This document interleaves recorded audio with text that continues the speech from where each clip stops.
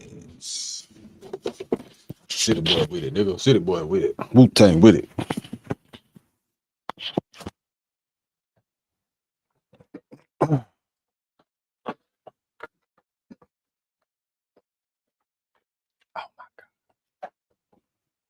Oh my God. Oh my God. Oh my God.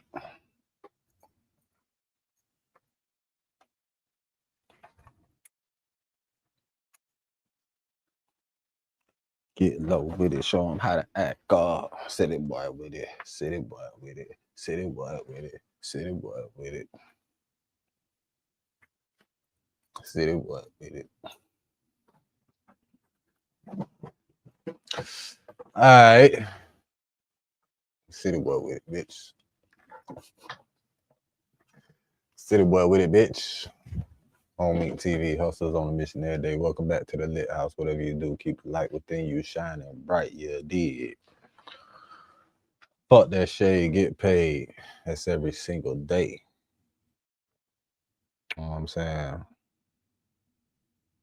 Only person that has the power to dim your light is you, nigga. Don't dim that shit for nobody. That's real shit. All right. All right. Well, what was I finna do today? Whatever the fuck I wanted to. Oh, hope y'all feeling great. Hope y'all feeling good as shit. Feel like I forgot something in the car, but I'm not even gonna worry about that shit right now. Happy holidays to you motherfuckers that celebrate those. You know what I'm saying? Be safe out there, cause you know this is the day that they really hunting niggas. So when you see them cars lurking, boy, they in all type of unmarked cars. They are not in regular police cars. They are in unmarked, undercover, regular ass cars. The bitch is gonna be white. The bitch is gonna be black. The bitch is gonna be white. The bitch is gonna be black. The bitch is gonna be blue. The bitch is gonna be red. They're gonna be Ford. They're gonna be Tauruses. They're gonna be Chargers. They're gonna be Explorers. They're gonna be Nissans. Bitches gonna be minivans. Bitch, your ass might have to watch out for a motherfucking Spectrum truck or something. You just better, the Spectrum van, you just better be aware. Amazon trucks too. You damn sure better be aware of an Amazon truck if that bitch out right now. You just gotta be on point, man, on your P's and Q's, nigga. Whatever that fucking means to you. All right, and yeah. Soon as I turned this bitch on, I got lazy. Soon as I turned this bitch on, I got. But you know, we gotta stay focused. We gotta get some work in. I gotta go handle some business in like 20 minutes. But we gonna get right back to it when I get back to it. So we just gonna what we gonna do? We gonna have a little brief run. See what the fuck been going on while I've been at work.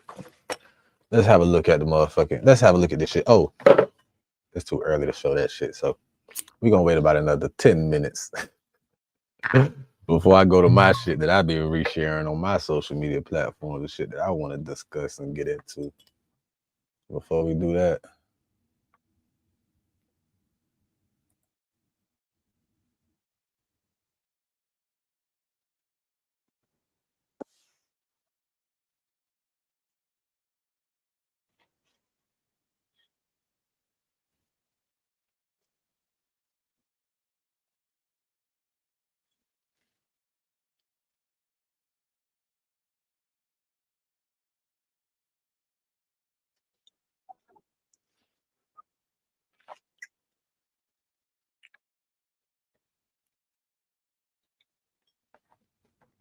you heard him. She just around niggas. She ain't earning her keep.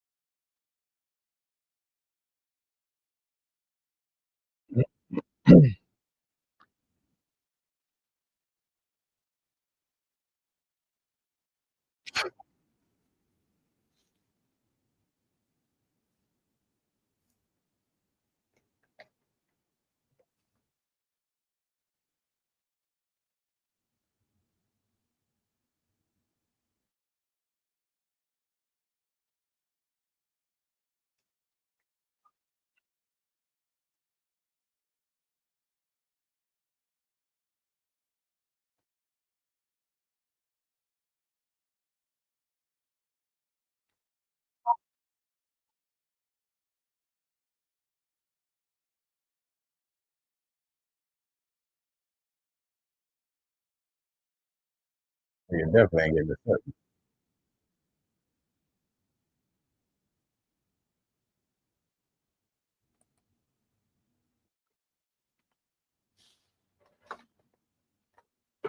I gotta stop that shit because I still got an echo here. And I'm supposed to have this shit on my headphones, and that shit still ain't connected on some bitch ass shit. Adrian Broner says, tell him he needs to read the chat more.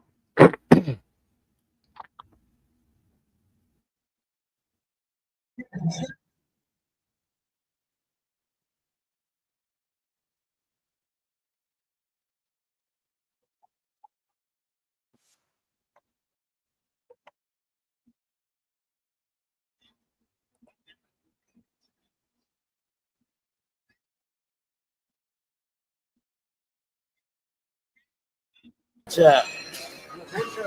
Man, your chat so comedy pops. I promise they so comedy.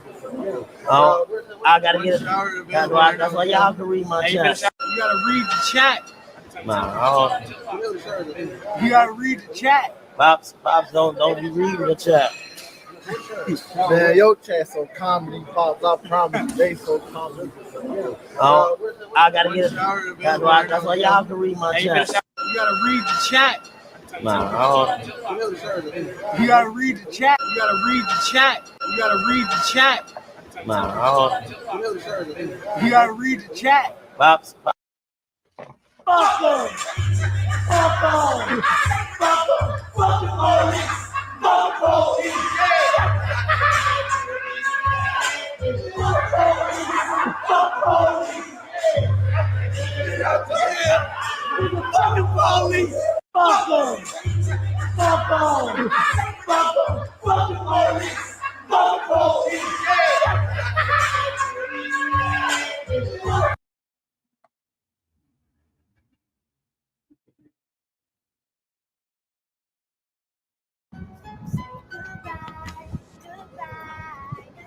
You okay? You sure? You good? Straight down and pull back. Watch how easy this is for us. No one can do this. Yeah, actually, a lot of our friends can't pull it back. Literally pulling 81 pounds. What the hell is this for then? A lot of power. Oh, I better be able to then. To draw back. You want a chair? I'll get you a chair real quick. Oh shit. Yeah, you got to really hold it back once it comes back. Okay. You were. What the hell, Jack? Straight down and pull back. Watch how easy this is for us. No one can do this. Yeah, actually, a lot of our friends can't pull it back. Literally pulling 81 pounds. What the hell is this for then? A lot of power. Oh, I better be able to then. To draw back. You want a chair? I'll get you a chair real quick. Oh shit. Yeah, you got to really hold it back once it comes back. Okay. You were.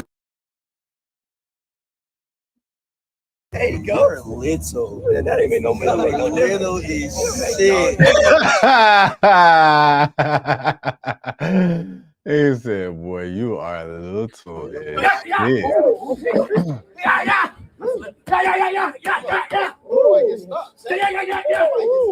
Dean definitely wasn't ready for that shit, boy. There you go. Little. Man, that ain't make no little is shit.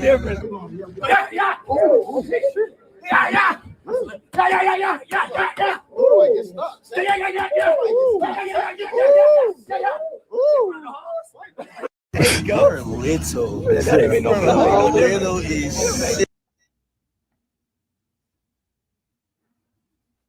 Your numbers ain't got shit on my numbers.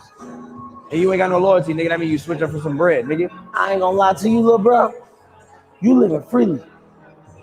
You free. I got 10 I gotta take care of, man. You do your shit by yourself, nigga. I'm gonna do me. You stupid, nigga. You stupid. You're dumb. Your numbers ain't got shit on my numbers. And you ain't got no loyalty, nigga. That mean you switch up for some bread, nigga. I ain't gonna lie to you, little bro. You living freely. You free. I got 10 I gotta take care of, man. You do your shit by yourself.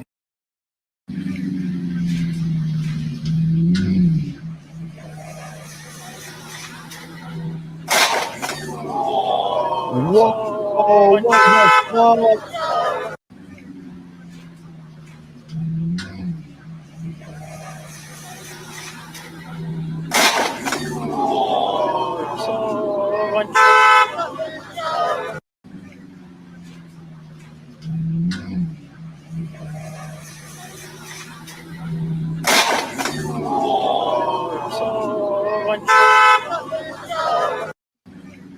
I ain't gonna lie, boy. Somebody gotta get their ass whooped.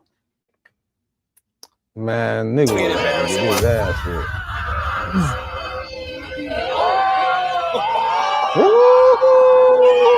He's going. They ain't catching him. He shook the shit out of the boat. Yeah, he's going, man. Y'all just leave him alone. He out of there, man. He shook the shit out, buddy. And then, and then got over the gate. Look how he got over the gate. Ooh, I ain't even get over the gate. Look, he ain't even, look, he got stuck going over there. They ain't catching him. It's over. What's wrong with them?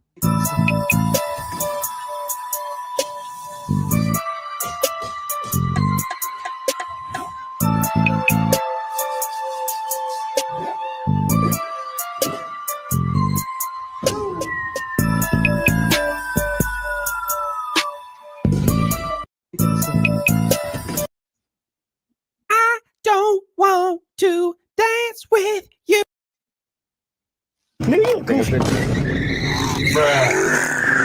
I knew it. I think that's the guy from Facebook right here. Yo, you the one from Facebook? Yes, sir. Yes, sir. Got the Rolex right here. You can check it out. Yeah. Diamond tester. Everything legit. Got the papers in there and everything.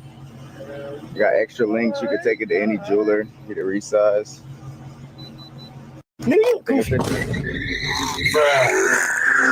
I knew it.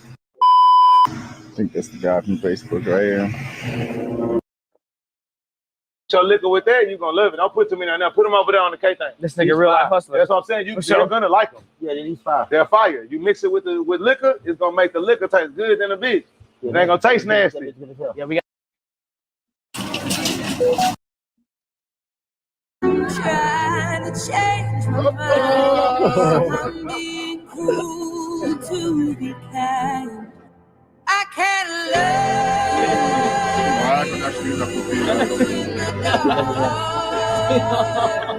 It feels like we're all trying to change my mind. I'm being cruel to be kind. I can't love.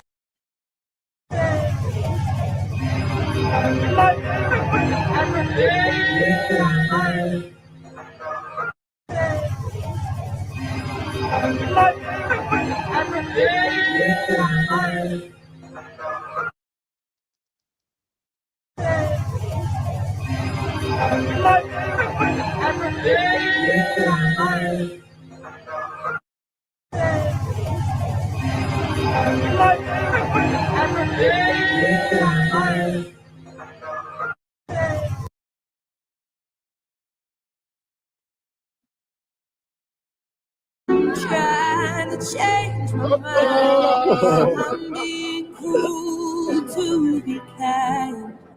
I can't love.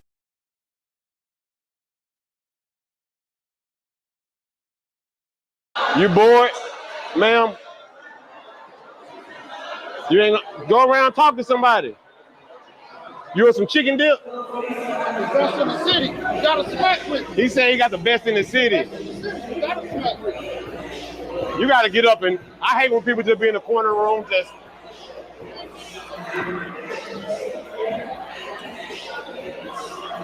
What's your name? You gotta think about it. It's all good. Stay over here in the corner. Huh? Oh, that's fine. I'm glad. I was just making sure. I don't like when people be in the.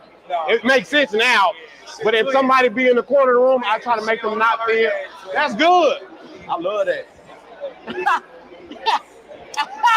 Fuck you talking about? You bored, ma'am? You ain't gonna go around talk to somebody. You want some chicken dip? Best in the city. You gotta smack with. He said he got the best in the city. You gotta smack with. You gotta get up and I hate when people just be in the corner of the room just.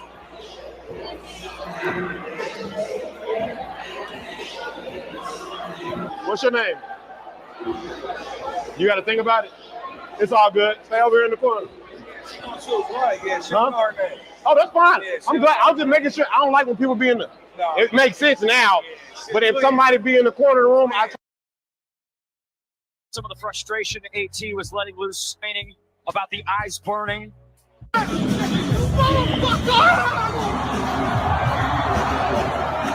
Second round, I felt, so first round was cool, whatever. Second round, I started feeling some type of burnt, started smelling peppermint, something peppermint. As I'm going, progresses getting a little worse every round. Fifth round, right out the gate, he popped me with a jab.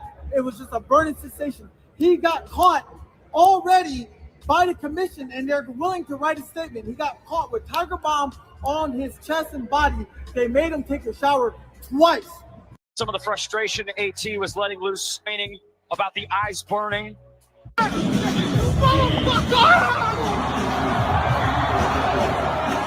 Second round, I felt, so first round was cool, whatever. This is your moment to grab free clothes. Tap the screen now and we'll send them straight to you. No cost.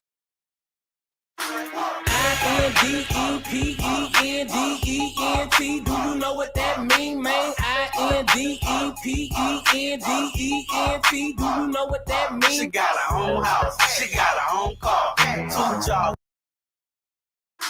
I-N-D-E-P-E-N-D-E-N-T. Do you know what that mean, man? I-N-D-E-P-E. Yeah, I can get Kobe's runaway. It was cute. It had to be. You want to see my karate?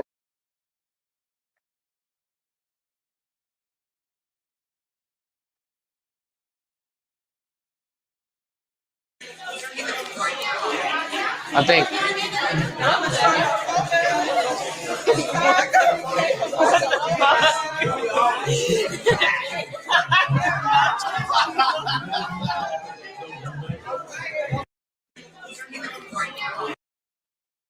They said she betrayed Jamaica when she. There you go, turn. So you can do this.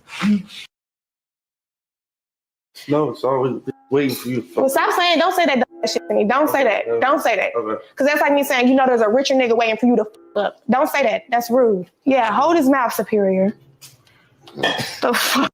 No, it's always waiting for you. Well, stop saying, don't say that shit to me. Don't say that. Don't say that. Because that's like me saying, you know, there's a richer nigga waiting for you to up. Don't say that. That's rude. Yeah, hold his mouth, Superior.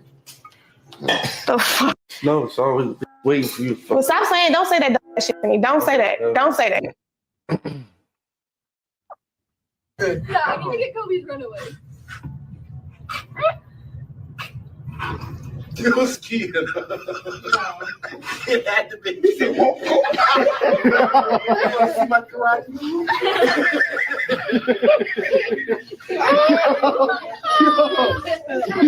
Yeah, I can get Kobe's runaway.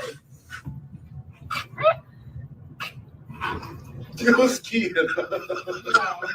It had to be. You want to see my karate move?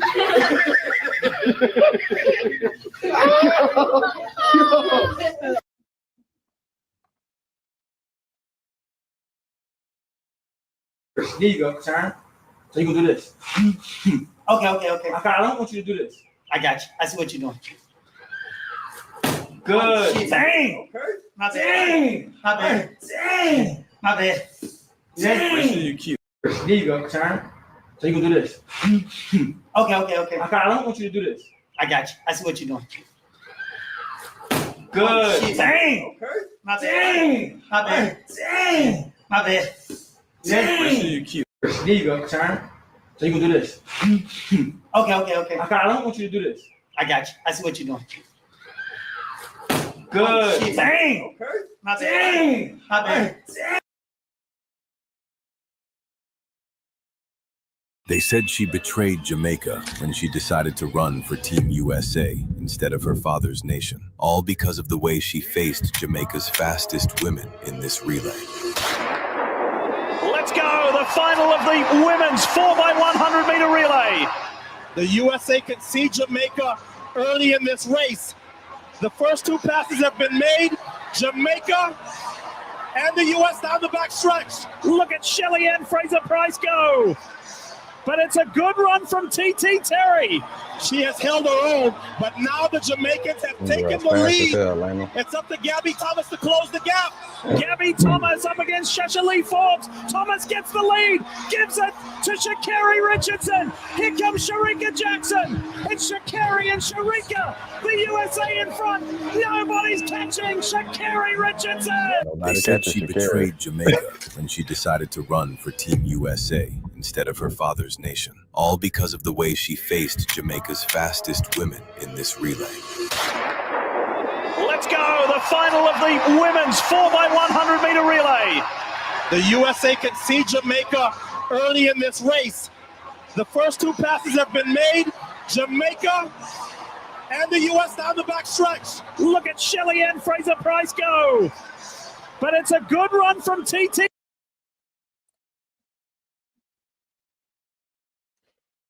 They were.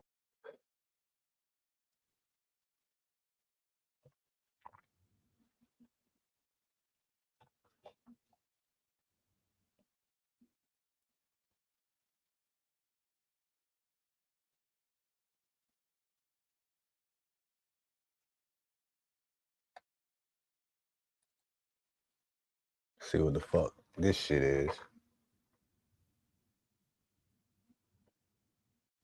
Adam 22 did what now? Why they got Adam 22 on the motherfucking cover with a 22? Oh my gosh. They got Adam on the cover with a 22. No jumper? That's a gang banging podcast, homie. Because they definitely dictated the stream. The Gummies did their thingy thing. That's a fact. We had some good fun, good clean fun. Are y'all noticing the patterns, like the bricks and all this shit look a little different and all that? You really feel like that? Yeah. You said Compa was the one that get high off of like a little bit of shit drip out. I'm starting to believe that you're the how you ain't got man, free the brick, bro. Free shitty, bro. Free the brickster, man. Free shit tro, bro. But then you have this person who is playing a role for a government check. He say, oh, the person he was wearing meta glasses and I was doing my Jack Sparrow stuff, but it was a phone. It wasn't one of these. No. It wasn't one of these. No, it wasn't one of these. But he forget he did this shit before.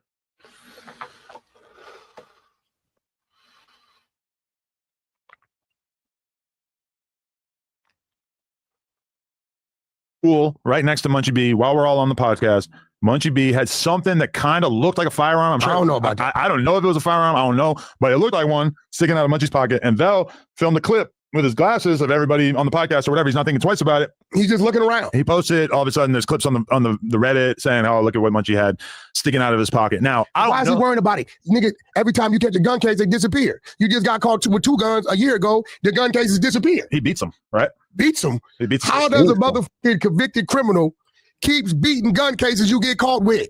Not pulled over. You get caught on your person. This ain't no illegal search and seizure. I don't know. We know how he beat him. We got Alex Alonso over there with the DA. Munchie B already said that he works with the program where he turns in information. He sits out his mouth. Yeah, he said that. So yeah, I was wondering about peanut butter buns as well, how he was able to pull that one off. I mean, it's not like they. Man, we'll be back. I'll be back. God, I'll be back. Shit, we'll be back, man. Matter of fact, should I upload my shit right quick?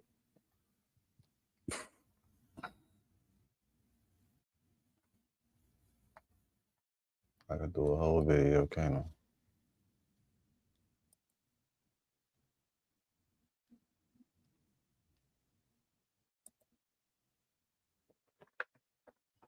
I wish I could find a bitch that black for me.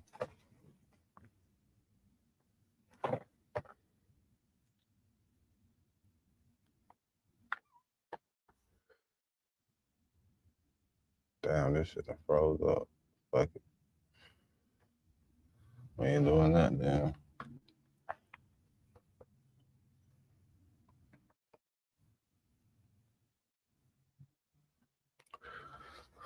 Trying to leave. Oh, I'm gonna leave.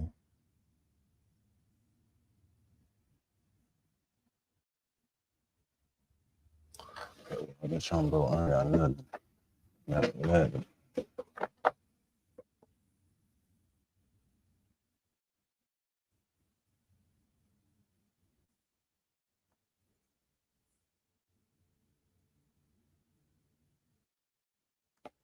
I'll put that shit back on there, man.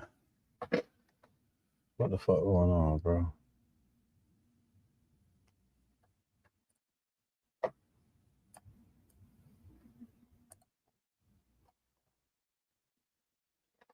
Let's talk.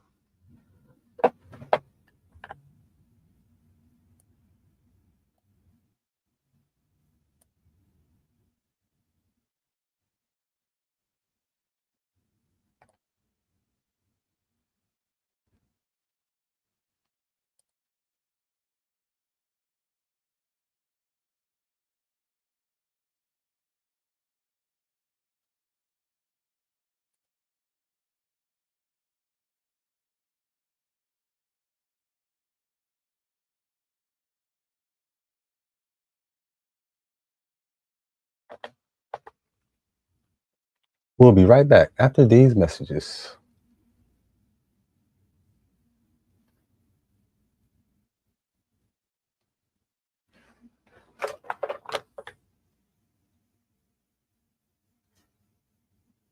I never tried to put that one up there.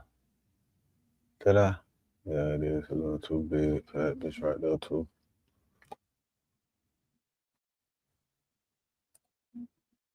Thing about this is this ain't gonna repeat like that. Brand new pot to piss in. Trying to school my partners home, they pay attention. I'm sticking to my vision on the road to the riches. Every single day, I'm a hustle on a mission. Trying to get 100 M's, nigga, I ain't kidding. I'm on a mission, 24/7, 365 until I reach the heavens. I'm on a mission. I'm on a mission. I'm on a mission. I'm on a mission. I'm on a mission. 365. One time my boy Capital J, you heard me? That boy that got it going on. I'm on a mission. I'm on a mission. I'm on a mission. I'm on a mission. Hustle on a mission every day, baby. We don't sleep. Grind on my time, fuck with the homie, but you already know it's snap. No, man. Hustlers on a motherfucking mission, nigga.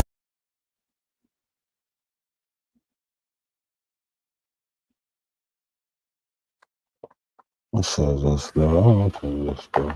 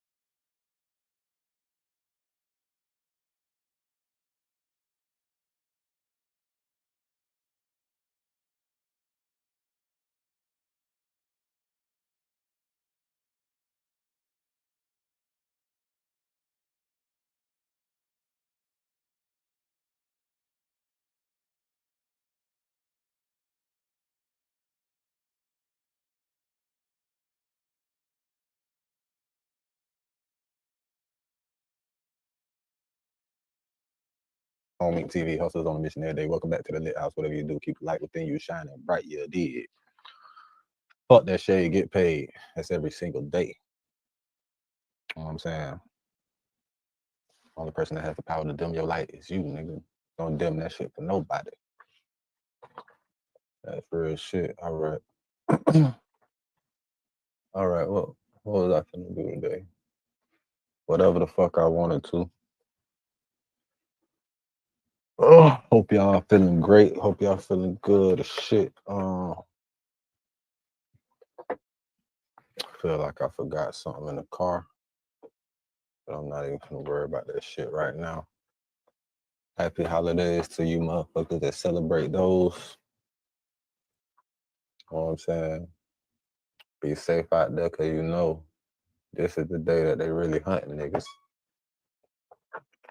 So when you see them cars lurking, boy, they in all type of unmarked cars. They are not in regular police cars. They are in unmarked, undercover, regular ass cars.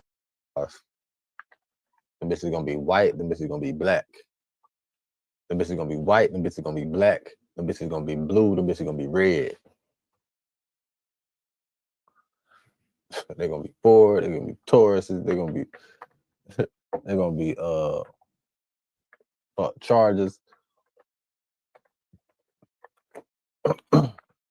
They're gonna be Explorers. They're gonna be Nissans. Bitch, it's gonna be minivans. Bitch, your ass might have to watch out for a motherfucking Spectrum truck or something. You just better, the Spectrum van, you just better be aware. Amazon trucks too. You damn sure better be aware of an Amazon truck. That bitch out right now. You just gotta be on point, man. On your P's and Q's, nigga.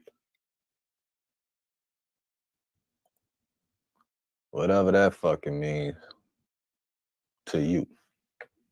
All right, and yeah. Soon as I turn this bitch on, I got ladies. Soon as I turn this bitch on, I got. But you know, we gotta stay focused. We gotta get some work in. I gotta go handle some business in like 20 minutes. But we gonna get right back to it when I get back to it. So we just gonna, what we gonna do? We gonna have a little brief run. See what the fuck been going on while I've been at work. Let's have a look at the motherfucking. Let's have a look at this shit. Oh, it's too early to show that shit. So we gonna wait about another 10 minutes before I go to my shit that I've been resharing on my social media platforms, the shit that I want to discuss and get into. Before we do that,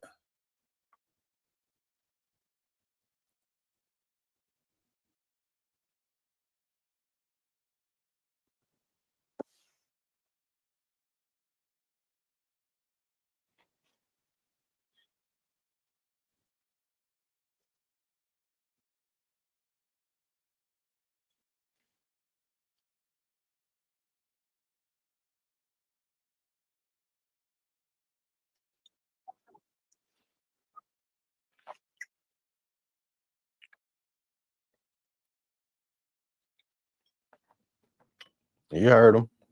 She just around niggas. She ain't earning her keep.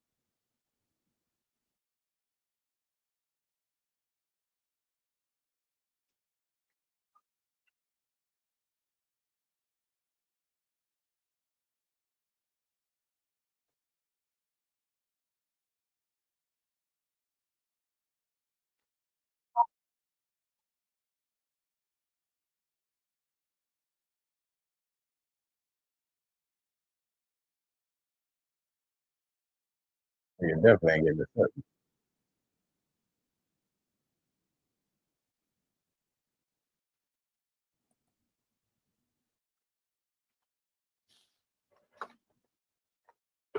I gotta stop that shit because I still got an echo here. And I'm supposed to have this shit on my headphones, and that shit still ain't connected on some bitch ass shit. Adrian Broner says, tell him he needs to read the chat more.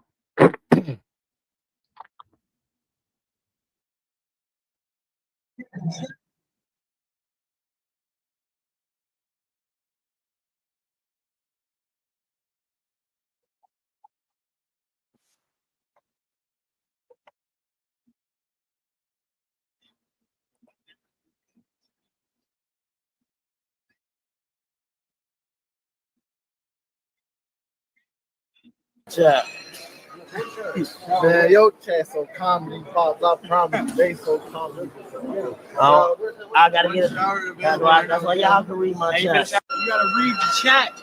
Nah, You gotta read the chat. Pops, don't be reading the chat.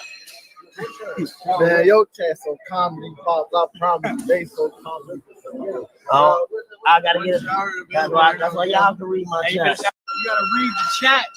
Nah, You gotta read the chat. You gotta read the chat.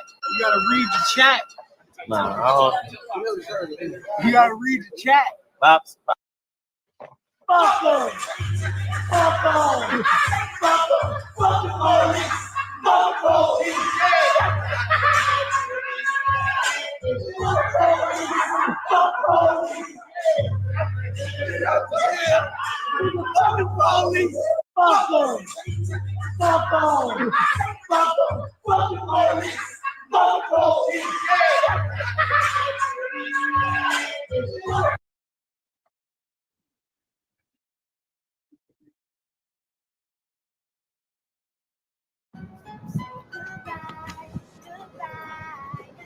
You okay? You sure? You good? Straight down and pull back. Watch how easy this is. No one can do this. Yeah, actually, a lot of our friends can't pull it back. Literally pulling 81 pounds. What the hell is this for then? A lot of power. Oh, I better be able to then. To draw back. It's You want a chair? I'll get you a chair real quick. Oh shit. Yeah, you gotta really hold it back once it comes back. Okay. Dude, what the hell, Jack? Straight down and pull back. Watch how easy this is.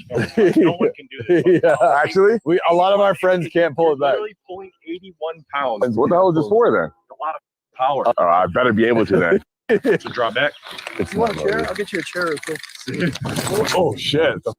Yeah, you gotta really hold it back once it comes back. Okay.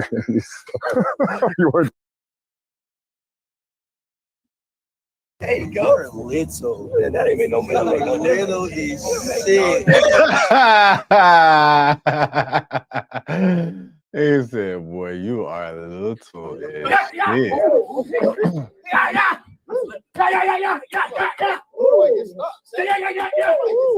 They ain't definitely weren't ready for that shit, boy. There you go. Little. That ain't no little. Little is shit. There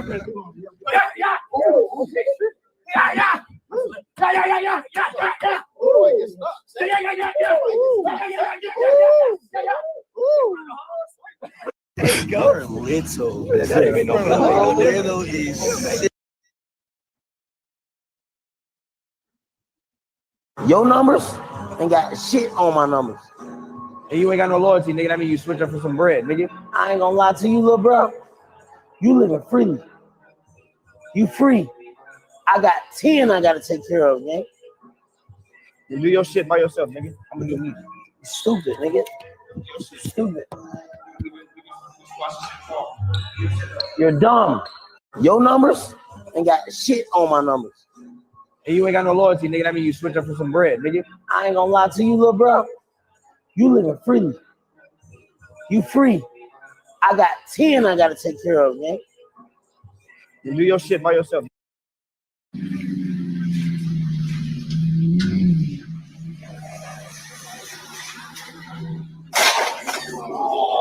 Whoa, what the fuck?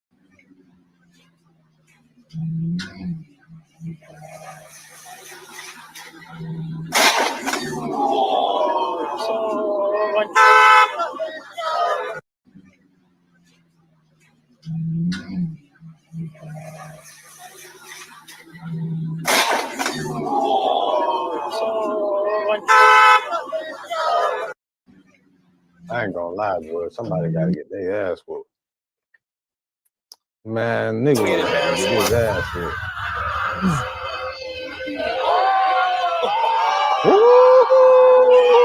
He's going. He ain't catching him. He shook the shit out of the phone. Yeah, he's going, man. Y'all just leave him alone. He out of there, man. He shook the shit out, buddy. And then, ooh. And then got over the gate. Look how he got over the gate. Ooh, I ain't even get over the gate. Look, he ain't even, look, he got stuck going over there. They ain't catching him. What's wrong with them?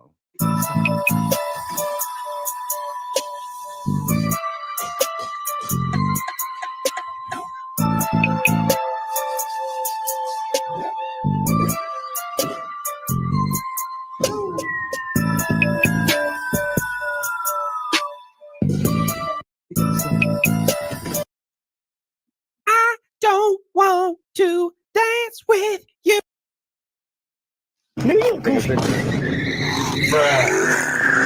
I knew it. I think that's the guy from Facebook right here.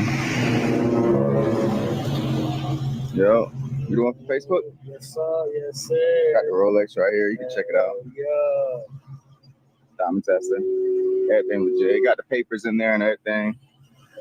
You got extra links. You can take it to any jeweler. Get it resized.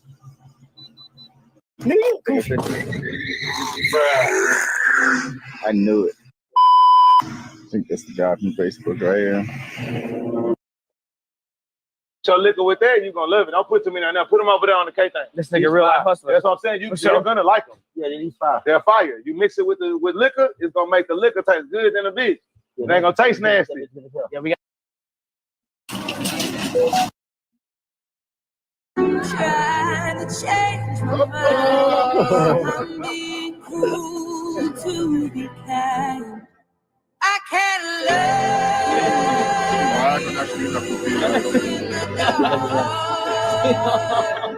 It feels like we're all trying to change my mind. I'm being cruel to be kind. I can't love.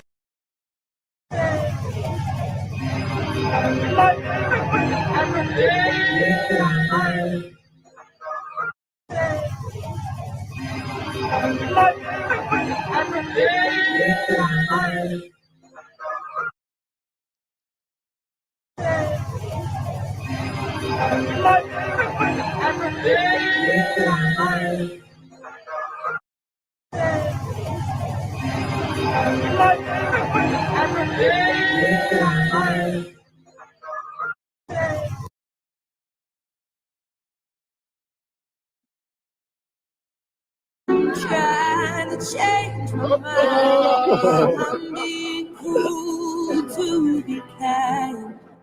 I can't love.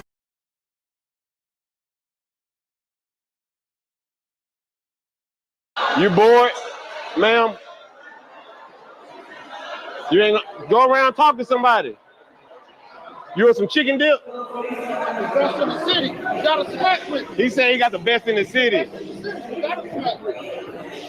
You gotta get up and I hate when people just be in the corner room just.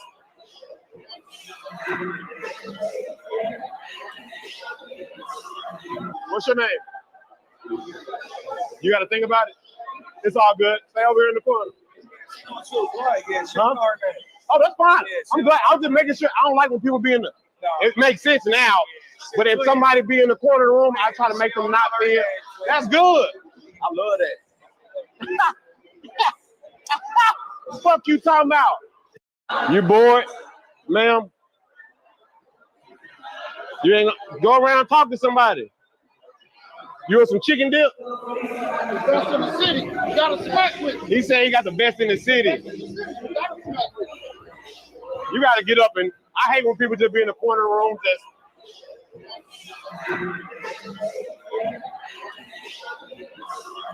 What's your name? You gotta think about it. It's all good. Stay over here in the corner. Huh? Oh, that's fine. I'm glad. I'm just making sure. I don't like when people be in the. It makes sense now, but if somebody be in the corner of the room, some of the frustration AT was letting loose, meaning about the eyes burning.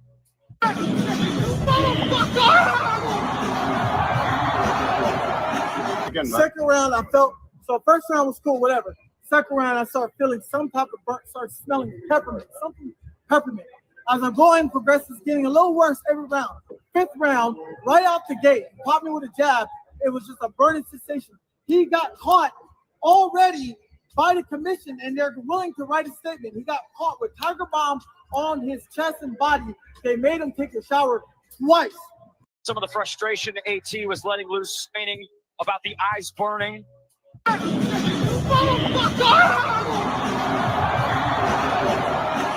Second round, I felt, so first round was cool, whatever. This is your moment to grab free clothes. Tap the screen now and we'll send them straight to you. No cost. I-N-D-E-P-E-N-D-E-N-T. Do you know what that mean, man? I-N-D-E-P-E-N-D-E-N-T. Do you know what that mean? She got her own house. She got her own car. Two jobs. I-N-D-E-P-E-N-D-E-N-T. Do you know what that mean, man? I-N-D-E-P-E. Stop, I need to get Kobe's runaway. It was cute. It had to be.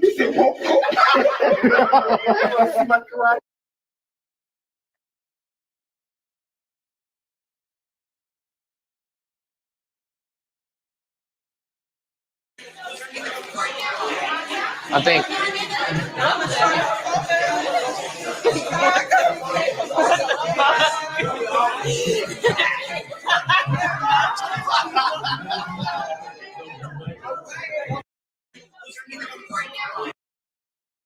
They said she betrayed Jamaica when she. There you go, turn. So you can do this. No, it's always waiting for you. Well, stop saying, don't say that shit to me. Don't say that. Don't say that. Okay. Because that's like me saying, you know, there's a richer nigga waiting for you to up. Don't say that. That's rude. Yeah, hold his mouth, Superior. The fuck? No, it's always waiting for you. Well, stop saying, don't say that shit to me. Don't say that. Don't say that. Okay. Because that's like me saying, you know, there's a richer nigga waiting for you to up. Don't say that. That's rude. Yeah, hold his mouth, Superior. The fuck? No, it's always waiting for you. Well, stop saying, don't say that shit to me. Don't say that. Don't say that. Stop, I need to get Kobe's runaway. It was cute. It had to be.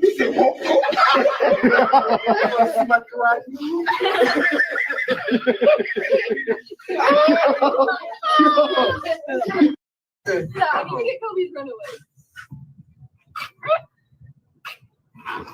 It was cute. It had to be.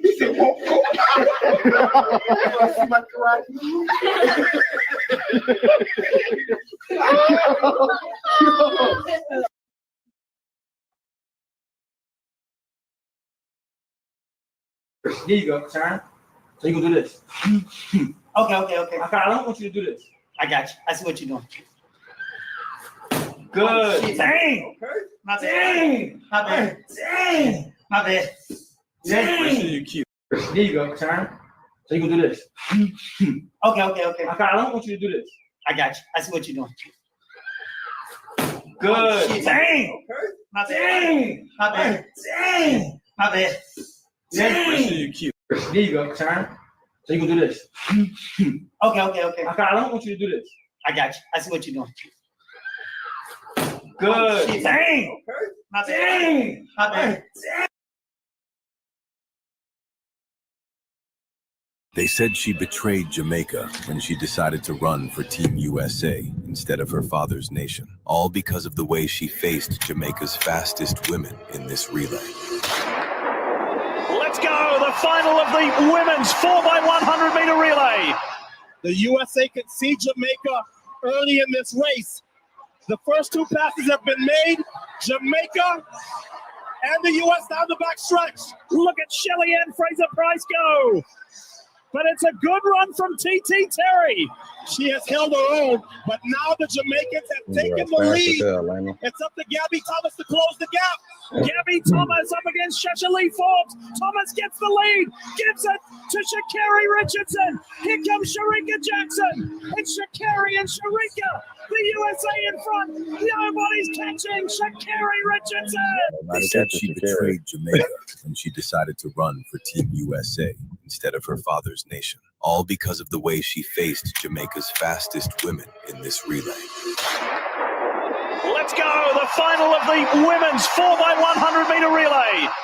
The USA can see Jamaica early in this race. The first two passes have been made. Jamaica and the U.S. down the back stretch. Look at Shelly Ann Fraser-Price go. But it's a good run from TT.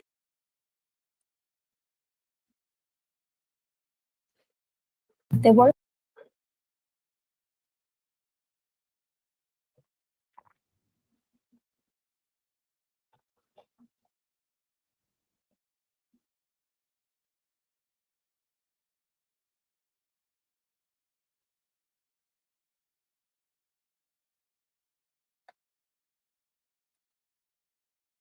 See what the fuck this shit is. Adam 22 did what now? Oh, they got Adam 22 on the motherfucking cover with a 22. Oh my gosh. They got Adam on the cover with a 22. No jumper? That's a gang banging podcast, homie. Because they definitely dictated the stream. The Gummies did their thingy thing. That's a fact. Yeah. We had some good fun, good clean fun. Are y'all noticing the patterns, like the bricks and all this shit look a little different and all that? You really feel like that? Yeah. You said Compa was the one that get high off of like a little bit of shit drip out. I'm starting to believe that you're the Yeah, how you ain't got Man, free the brick, bruh. Free shitty, bro. Free the brickster, man. Free shit tro, bruh. But then you have this person who is playing a role for a government check. He say, oh, the person, he was wearing meta glasses and I was doing my Jack Sparrow stuff, but it was a phone. It wasn't one of these. No. It wasn't one of these. No, it wasn't one of these. But he forget, he did this shit before.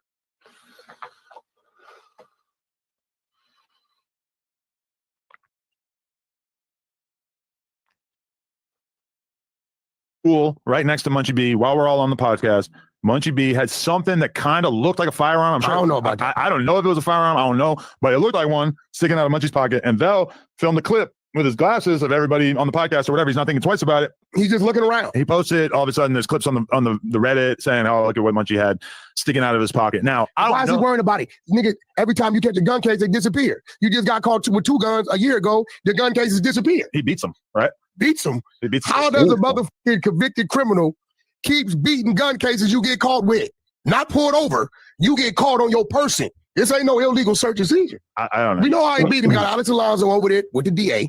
Munchie B already said that he works with the program where he turns in information. He sits out his mouth. Yeah, he said that. So yeah, I was wondering about peanut butter buns as well, how he was able to pull that one off.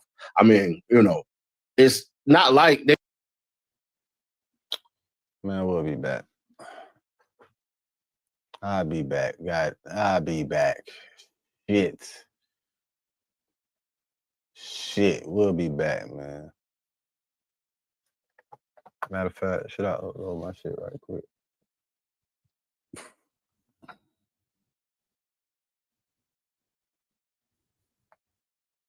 I could do a whole video, can't I?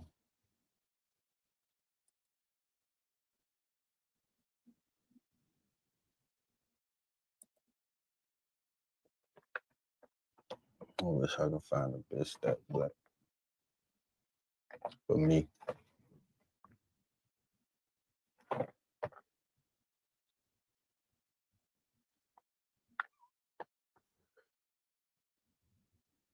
Damn, this shit done froze up. Fuck it. We ain't doing that, damn.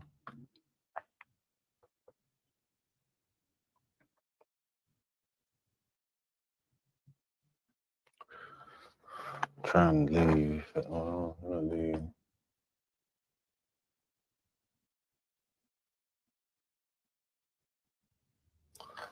I've been trying, bro. I ain't got nothing.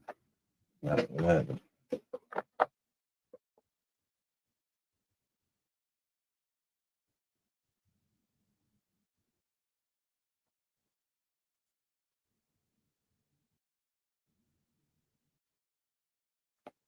I'll put that shit back on there, man.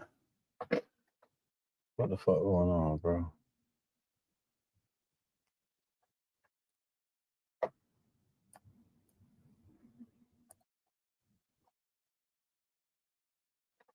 Let's talk.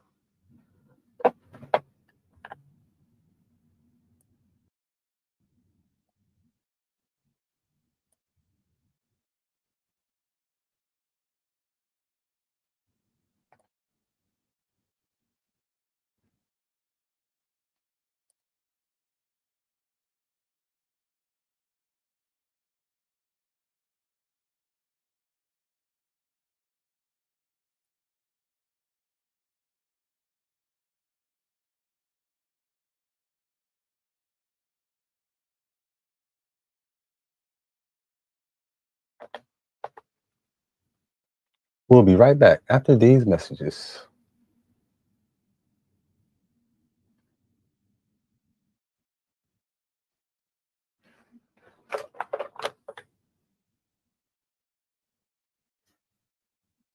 I never tried to put that one up there.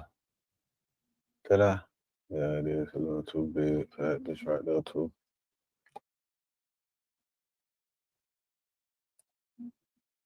Thing about this is this ain't gonna repeat like that. Brand new partner pissing. Trying to school my partners home, baby, they pay attention. I'm my business on the road to the riches. Every single day, I'm a hustle on a mission. Trying to get 100 M's, nigga, I ain't kidding. I'm on a mission, 24/7, 365, until I reach the heavens. I'm on a mission. I'm on a mission. I'm on a mission. I'm on a mission. I'm on a mission. 365. One time, my boy Capital J. Herman, that boy that got it going on. I'm on a mission. I'm on a mission. I'm on a mission. Hustle on a mission every day, baby. We don't sleep. Grinding my time, fuck with the homies. You already know it's stand up, man. Hustlers on a motherfucking mission, nigga.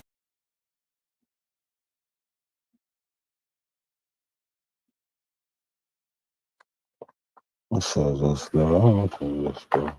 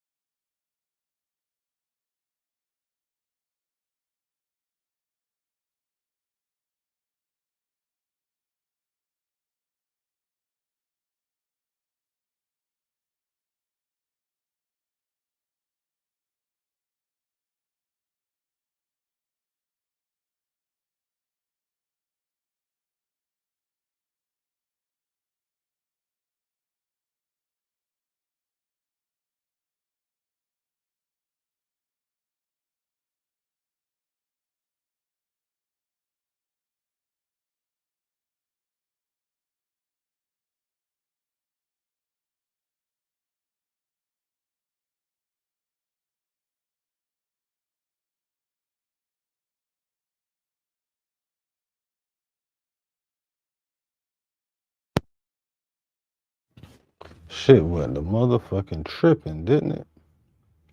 Oh well, we back now. We back now. Welcome back to the Lit House. Home Meat TV. Hustlers on a mission every motherfucking day. Take a shot to that. What's up with y'all? Hope y'all having a phenomenal Friday. Yeah. And we're gonna keep it that way, man. Real niggas do what they want to do. Bitch niggas do what they can. Hoe ass niggas gonna talk about it. And fuck niggas gonna hate. Regardless, nigga. I promise you that.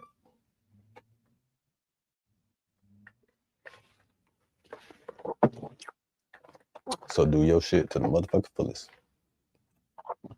And without any further ado, let's get back to doing what we do. Homies, what up? That's the name for us, the homies. You know what I'm saying? Y'all the homies. I appreciate y'all for rocking with the homie. You know what I'm saying?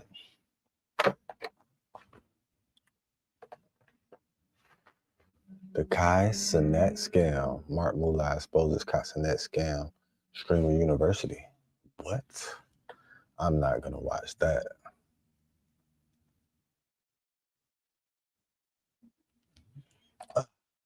So, as we start this new one, we just gonna start back right now with some real nigga news. Not allegedly news. My nigga, real nigga shit. Hold on. Why this shit say goodbye, bitch?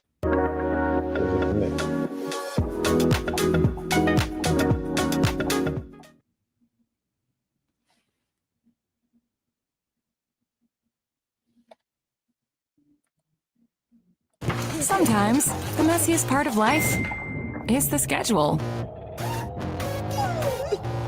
When there's zero time, Ryobi brings home all the clean, from breakfast a la floor to pet hair.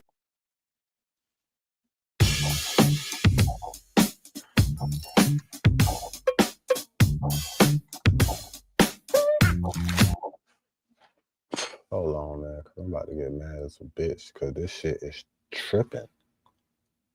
I don't know what the fuck is going on, bro. But I know what's going on, bro. I know what the fuck be going on. But that shit ain't stopping shit. All that hate, man. Welcome to another stop of Internet. We'll give it to you straight, no chase. Congratulations to the Knicks, but y'all fans. All that hating shit ain't stopping shit. Hold on, man. Let me get it right. I know what the fuck happened. It was a hater. It was a hater. It was a hater's energy in the atmosphere. Yeah, it was a hater's energy in the atmosphere. And I felt that shit. Now we back on track. Let's go. In New York, they were celebrating. They blew up a couple of buses. They beating up motherfuckers that had on San Antonio shirts. You a fan. You say, yay. Hold on. Celebrate. What the fuck going on, man? This shit gonna piss me off. This shit gonna make me angry. It wouldn't like me if I was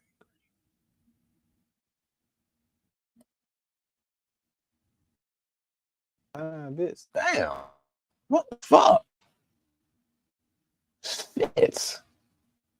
All right, let's ass home. Y'all ain't even on the goddamn team. You ain't getting paid for this shit, you retarded ass motherfuckers. I don't get it. I don't get it.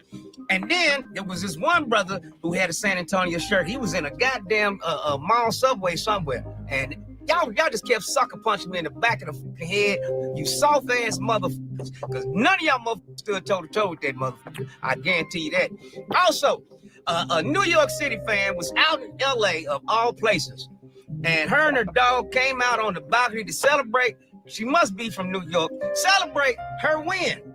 And they killed a dog. At least 100 LAPD showed up. Now, you had dope dealers, motherfucking stabbings right outside the motherfucking apartment complex. But no, they killed the dog. The dog. Check it out. This woman's hysterical. She crying like a motherfucker. I mean, I ain't never seen God damn it. Just check it out. Outside, you kill a fucking dog. Oh God, Jeremiah! Damn, you see the dog just laying there dead too. That's fucked up, man. That's fucked up. And them bitches just standing there. Why? Why? Unnecessary. Wow, where's this shit? What is the purpose of all of you? Hey, good job. This is what we pay for. Amazing work, guys. Oh my God, no. Good shit. And I don't know. That shit fucked up. I ain't gonna lie, bro. Fuck all of them bitches. Look at this shit, man. Look at this shit, bro. Look at this shit, bro. All of you. Look at this shit, bro. It's not one nigga in that motherfucker. It's not one nigga that showed up that's up there right there. That's responsible for that bullshit. It's not one nigga.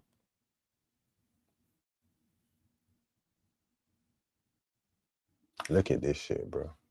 Just look at this shit. This shit. And they ain't gonna get charged. They gonna keep their job. Why? Why? But the city gonna lose some money though. The city, it's gonna cost the city. But them niggas gonna keep their job. Why? Why? Why? Why? What's Wow, necessary? wow, where's this shit at? What is the purpose of all of you? This is, hey, good job. This is what we pay for. Amazing, amazing work, guys. Oh my God, no. And then they got the nerve to charge a nigga for, like, as they charge a nigga as if he killed a police officer if he was to kill a canine, one of their dogs. So what should their charge be for killing this lady dog like that? What should their charge be, honestly? That's a family member. That's a part of her family, bitch. They should get a murder charge. If anything, if at least dog slaughter. You know what I'm saying? Manslaughter for real. Cause what the fuck? And wasn't it supposed to be for, what the fuck was the purpose of all y'all being up there for? I've seen a story. This is a dog. It was supposed to be a well-being check. And they were supposed to be coming for a well-being check. What the fuck is all of y'all doing there for a well-being check? Being anxious to pull the fucking trigger. What the I fuck? don't know A well-being check. what they putting in the water in New York, but goddamn, it's a whole lot of f***s out there, boy. Yeah, you ain't talking about nigga. Just hey Bronson, I'll suck your dick if you just win. Nigga. Don't believe me? Check it out. What's the wildest thing you would do for the Knicks to win? I'll suck Wemby's dick for the Knicks to win, nigga. Are you letting?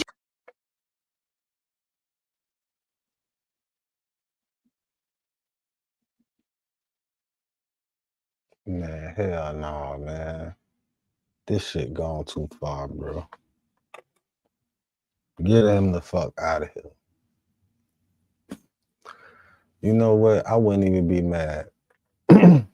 I wouldn't even be mad if the rumors was true about what the fuck they was talking about Donald Trump was gonna do to New York.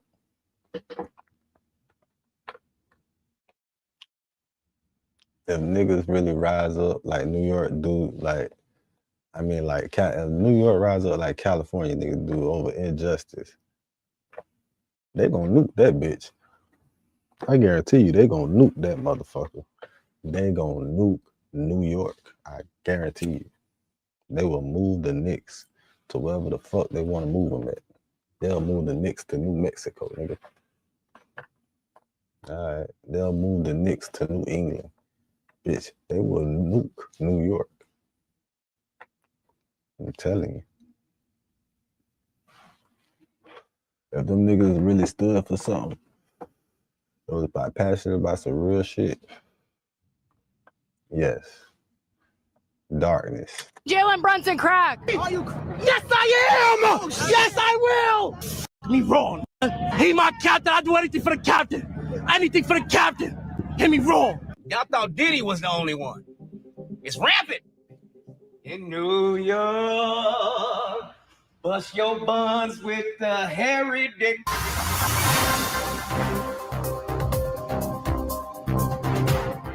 Welcome back to another installment. Ended in when we give it to you straight, no chaser.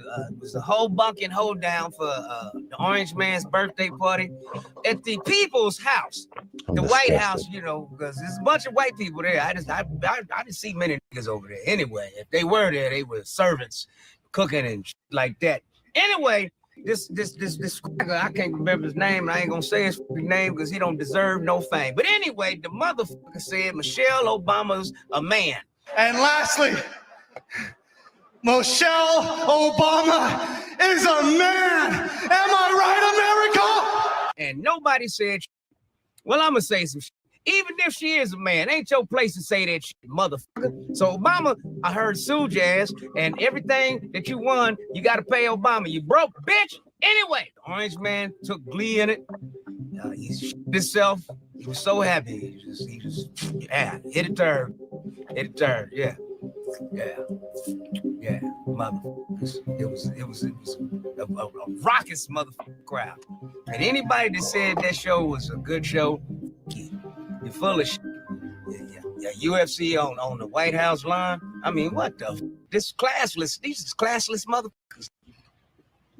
These hold down hoe buckets. We'll be right back after this commercial break.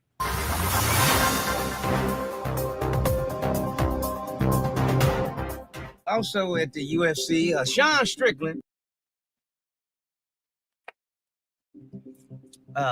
proper young man. He went up there and spoke his mind. He said, "Fuck Donald Trump and the magazine and the magazine." Man, magazine. That's pretty much what was there. So yeah.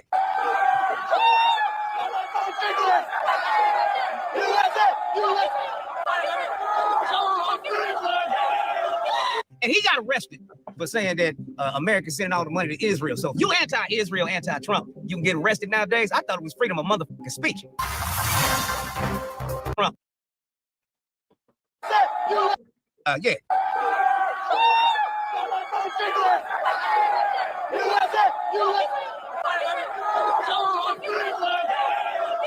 And he got arrested for saying that America sending all the money to Israel. So if you anti-Israel, anti-Trump, you can get arrested nowadays. I thought it was freedom of motherfucking speech. That's what you get for thinking, nigga. Don't forget to catch me at the Wild Horse Casino in That's Chandler, what you get for Arizona, thinking. June This shit is an 27th. That's right, illusion, June nigga. 27th. Cop those tickets down This for is not $40. a country, nigga. This is a corporation. Philadelphia sold out. Well, come to find out on a rant in her car talking about you black people, all this. This Asian bitch that went on a rant in her car talking about you black people, all this. Well, come to find out an Asian did some snooping on the stanky bitch and found out that she's a criminal. Yeah, fraud and all other kind of shit, stealing cars. Check it out. You fucking black fucking people. Hey, Momo, for real? Why'd you delete your Instagram and your TikTok after I made this video about you? Because you fooled us all by saying that your name was Monica. Mo for short on the internet. But it's not really Monica, is it? Because if you remember from a couple of years ago, you and your husband in 2024 filed for bankruptcy. Where from this very public document, we can see your names. And since I'm going to assume that your name isn't Ryan Amodeo, your name would be Owen Singuan. And Owen, not only do I find it hilarious that multiple people have confirmed that your hick-ass accent is fake as fuck, but I know somebody who didn't get in trouble for stealing money from tenants in an apartment building and got in trouble for grand theft isn't out here insinuating that black people are criminals when you're the one out here victimizing other people. Well, I guess if I had that type of hypocritical skeletons in my closet, I guess I would also have me and my spouse delete all of our social media presence and go. Ooh, shit. Wait a minute. Go into hiding as well. Not to mention, if you and your husband moved to Texas like this person claims, and then you and your husband voted in California like you claimed in this video, then the only ones who committed voter fraud would be you two. And there you have it. Ooh, stanky bitch. She's on the run. Fraud. Don't look at her. Her name ain't Mo. Ooh, she's probably on the run from ICE too. Ooh. Damn. Ooh.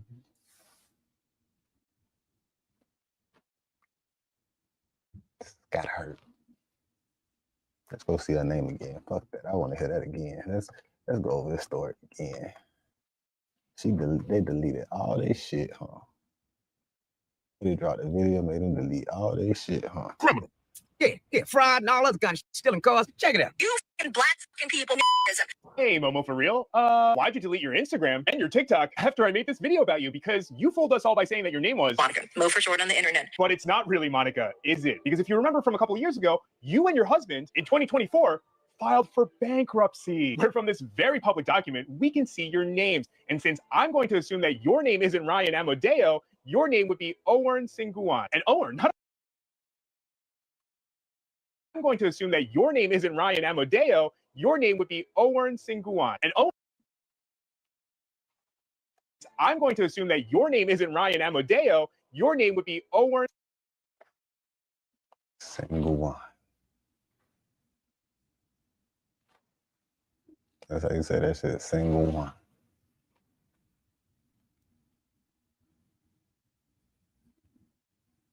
Mm, 2024? Yeah.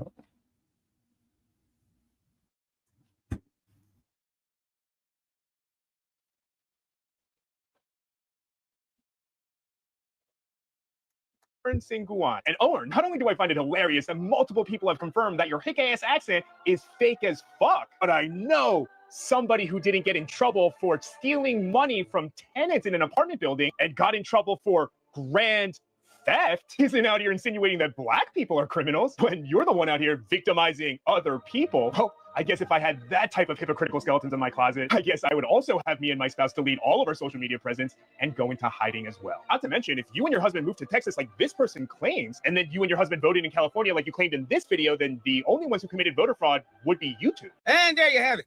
Stanky bitch. She's on the run. Be on the lookout. Her name ain't Mo. They lied. They said that it was in a drone attack that they thwarted. The good old FBI, fuck black individuals, that's what it stands for. But anyway, they say even the almighty whiteys, you know what I mean? Because it was drones, fake explosives, come on, out of a movie script. And then they was gonna storm the White House, 24 motherfuckers with snipers everywhere. But somehow the FBI thwarted it. Explosive-packed drones hitting buildings near the event, forcing a mass evacuation and steering crowds towards a pre-staged sniper team. A second wave was then planned to storm the White House gate. The FBI first learned of the threat last Wednesday and worked with law enforcement across multiple states to stop it. Joining us now on the phone, former FBI Deputy Director Dan Bongino. Dan, thank you for getting on the air with us. What else can you tell us? This is quite a frightening and sobering discovery. Well, notice the class warfare language amongst the plotters there that appears in this early stage. Bullshit. It was reported by Fox News. You can't believe shit that come out of Fox. They working with the trumpets. That's all it is, the trumpets. The background singers for the Trump regime. Out here. They ain't shooting nobody, and ain't no drone. They ain't found no drones or nothing. It's all just scary being Donald. Fuck out of here. Scary being in this goddamn country. We'll be right back after this commercial break. Brazil, they tossed this 21-year-old young lady. Rest in peace to that lady, man. Rest in peace to that little girl, bro. That's fucked up what them people did, bro. That's fucked up that people don't goddamn do their fucking job thoroughly as they should, bro. Especially when motherfuckers' lives are on the fucking line, bro. That shit pissed me off to the fullest, dog. But that's all I gotta do. That's part of my job. Every day I go to work sometimes. And I say sometimes if I ain't nothing right now, but I probably don't need to be talking to them people. But yeah, man, it's fucked up when people don't do their job correctly and thoroughly when lives on the line, bitch. Your life, you got people's lives in your hands, bitch. The least you could do is make sure the cord is connected to a bungee jumper before you throw them off the fucking bridge. That's the least you could do. How the fuck, man? How the fuck, bro? Brazil. Just toss that girl with no rope attached to her. They tossed her. They ain't just drop her. They tossed her. They tossed her, man. They tossed her, dog. And she scared. She was scared as a bitch. She thought she had a rope attached to her. She thought she was gonna be straight too. You know what's fucked up? What if she realized she ain't had no rope on her mid as soon as she got thrown? Like, oh shit, where the rope at? What the fuck, bro? You know how terrifying that would be?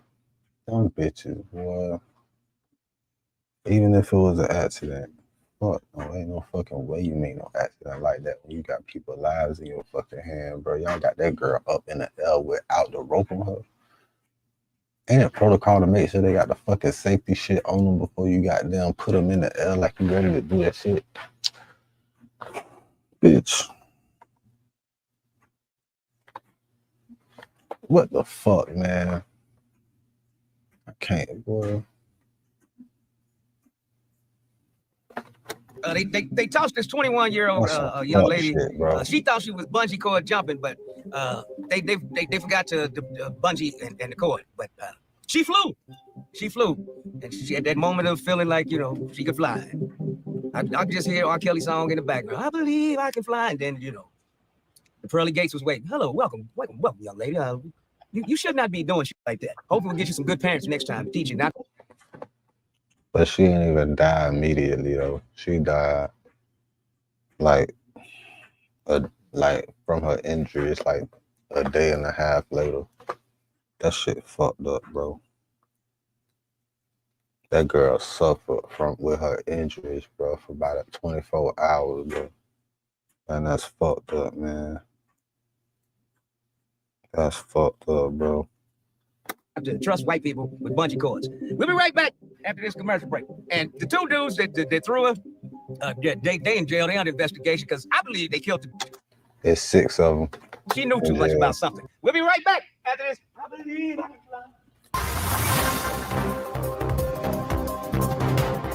Mr. You Musk. can know too much and I still like not his know name up enough. on persons. Elon Musk. Muskie. He became the world's first trillionaire. Well, you know, public, because he took SpaceX public, but yeah, it's been trillionaires before. So, the richest person that ever been on Earth was a. We'll be right back. Yeah, you just keep on stealing off in history. Trillionaire. Rockefeller's been trillionaires for years. The Bears, all them mother.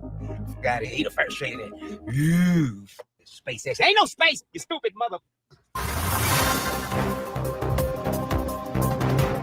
Don't forget to like, comment, and subscribe. Like I said before, it's rough being a black man in this goddamn country. Now, TSA, test stupid Americans, that's what the stand for. I don't know why they still in action, because I'm old enough to remember, you can go through the airport. Remember, OJ used to run through the airport, nobody searching for shit. We're citizens, we have our ID, that should be enough. What the fuck you searching me for, huh? Like I want to blow myself up on a goddamn plane. Y'all crazy. But no, all it is you're training us like cattle. That's why you got all them little ropes and shit. You turn left, turn right, but ain't nobody in line. I always walk straight ahead, and y'all get pissed off. You can't keep lifting the goddamn good. I'm gonna lift it any goddamn way. I'm free, motherfucker. Anyway, TSA gonna stand this brother up. He's wheelchair bound, disabled. Now something wrong with his legs. They stood him up too goddamn long. He went to a seizure. Now he's in the hospital.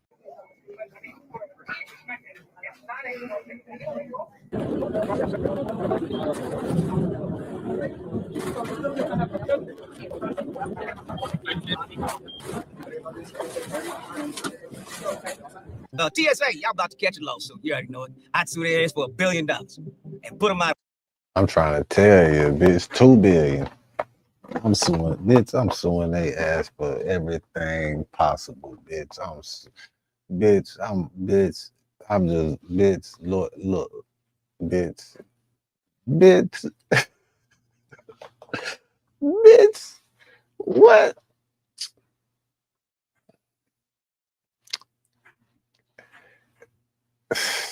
That's that. Ooh wee. That's that. Ooh wee. What? They made the man stand up out the wheelchair for too long, had a seizure on them people's shit, and now he hospitalized. Oh Lord. They finna have a new goddamn procedure when checking in individuals like him. Definitely gonna cost you a couple. That's gonna cost you. That's definitely gonna cost them M's. So they ask for $1 billion, they gonna settle for about 700. Out of business. That way we can go right back to just going to the counter and get to the goddamn plane. We'll be right back. I mean, we used to smoke on the goddamn plane. It never blew up. The line motherfuckers. Now, you smoke, it might blow the plane up. We were smoking on the goddamn plane. Ashtrays in the seat. Nigga, fuck out of here. I'll be right. Yeah, they be lying. They ain't gonna count. They be lying like you did.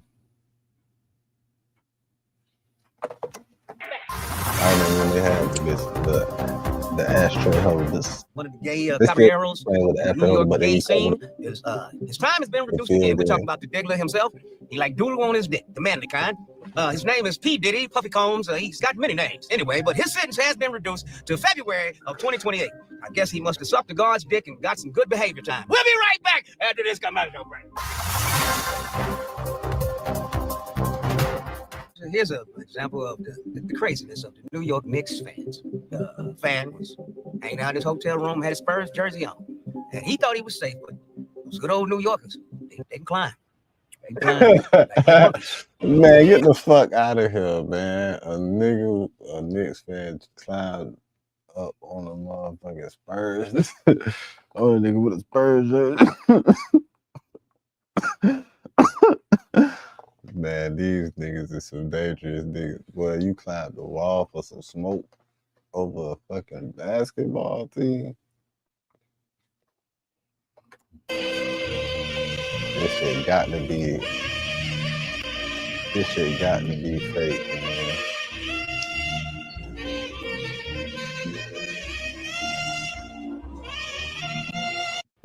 Climbed up there and started beating on the hotel window because they just hate anything that says San Antonio, which San Antonio lost. You thought you'd be celebrating the fact that y'all won, but now you just run around people who lost. Let them deal with their loss. Y'all don't even know how to win because you ain't won in what, 53, 43 years. I hope y'all win again next year. Get used to winning. You know what I mean? Man, them motherfuckers been waiting on that shit, and these niggas don't got shit else to do.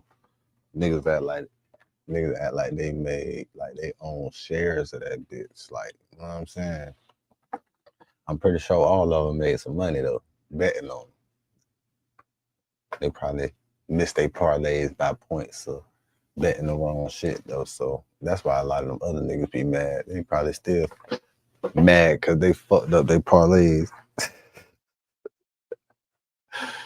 They're like, yeah, we won. Bitch, I ain't hit my parlay like I'm supposed to hit, man. Say Brunson went in for 45. Goddamn, ain't nobody else hit 20 nothing.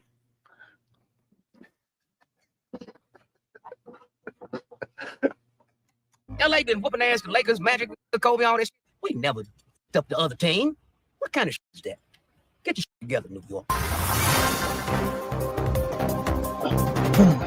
Police are just kill citizens. No, we pay y'all bill taxpayers, that is. And I'm suing to not pay no fucking taxes.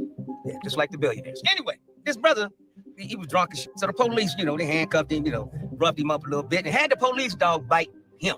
Well, the brother didn't take too kindly to that. He bit the police dog back. And now he's facing charges. But you killed a woman's dog for just celebrating, and ain't one of them cops facing charges. Let go of my dog! Let go of my dog! Stop fighting!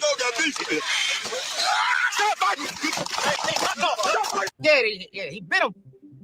Florida Police Department for you. Yeah. KKK. Puss ass crackers. Lead y'all to some alligators. We'll be right back. Call them puss ass crackers. That's what we call them. Puss ass crackers. JD Vance was put on the hot seat on The View. And them bitches grilled the fuck out there. Blood was barbecued on both sides of his ass. And you were talking about people. What did black people do to this administration that has allowed it to really stigmatize folks of color? And you know how hard it is. You have folks of color in your family. Sure. So when you see, things, the Emmett Till stuff coming down, or them doing all kinds of removal of information of black heroes, how does that sit with you? Well, what exactly are you talking about, Whoopi? Because you just, I know Emmett Till was a kid. No, I want to know what she's. You don't know what I'm talking about. So in a lot of the museums, there's so many. Where they're taking down the actual history that happened in this country. Slavery happened, all kinds of stuff happened, and it seems that it has been very easy for this administration to remove that and also to denigrate. YouTube Premium is ad-free YouTube and exclusive access to all things VIP, so you can superfan from your sofa. YouTube Premium, it's way more than ad. No, it ain't. No, it ain't. I don't believe that shit. Black folks who have worked their behinds off to get this American dream. How do you, you know that. Yes, because he's an ass, front to back. We'll be right back after this commercial break. Welcome back to Interview where we get you straight dope chasing. Yeah, the police, they hide them up. That's why you're tipsy all the goddamn time. You're trying to rob us so you can buy some more of that blow, huh? You don't believe me? Check it out. Look at buddy, y'all. Yeah, you snort that powder. Yeah, that shit ain't. Yo. Yeah, I might as well go and resign, my boy. No, nigga, I'm trying to take my phone, nigga. You got called. Take the man's phone so you can meet Nah, don't try to take my phone, nigga. You're high. Just sit back in your car and enjoy your high, man. It's your last day on the job. Don't worry. Just move to another state. They'll hire you. They do it all the time. We'll be right back after this commercial break. So you might well go ahead and resign. Entry into the motherfucking country first. And yeah, that shit ain't. Blow, huh?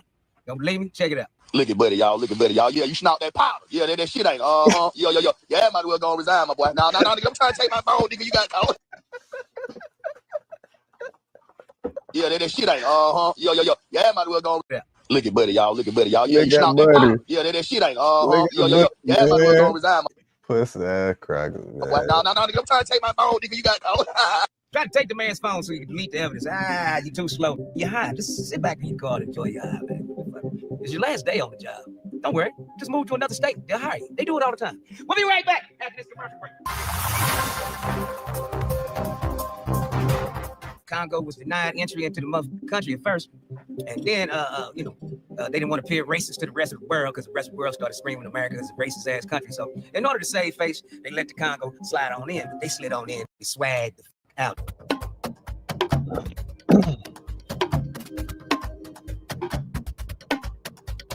They look like the same from coming to America, and that's the way you're supposed to do these.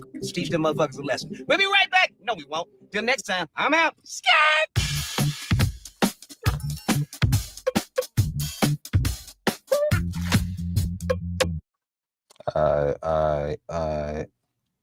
And that was my player partner, Foolish. That was Foolish. Niggas don't know about Foolish, man. All my dog Foolish with the nigga news.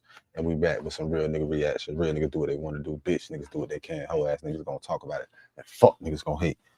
Regardless. I promise you that. So do your shit to the motherfucking fullest, nigga. When we back in the lit house, keep the light within you shining bright. Fuck that shade, get paid, man. That's every single motherfucking day.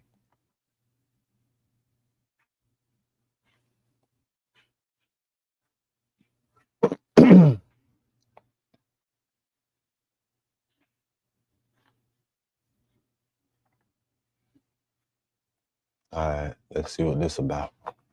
They say YG dry snitching? Dry snitch? He had any involvement in it. And I'm here to tell you he said entirely too much. He got to dry snitching. Yeah. If he dry snitch. It doesn't get much dumber than this. This man dropped a record 5 years later talking about the murder of Draco the Ruler and whether or not he had any involvement in it. And I'm here to tell you he said entirely too much. He got to dry snitching. Yeah. And I know a lot of people involved with YG. A lot of his rappers, homies involved in that beef, is listening to this song like, hold on, cause did you just say what I thought you said? No, hold on, cause that ain't cool. Nah, that ain't boo. YG, what you did last night ain't boo.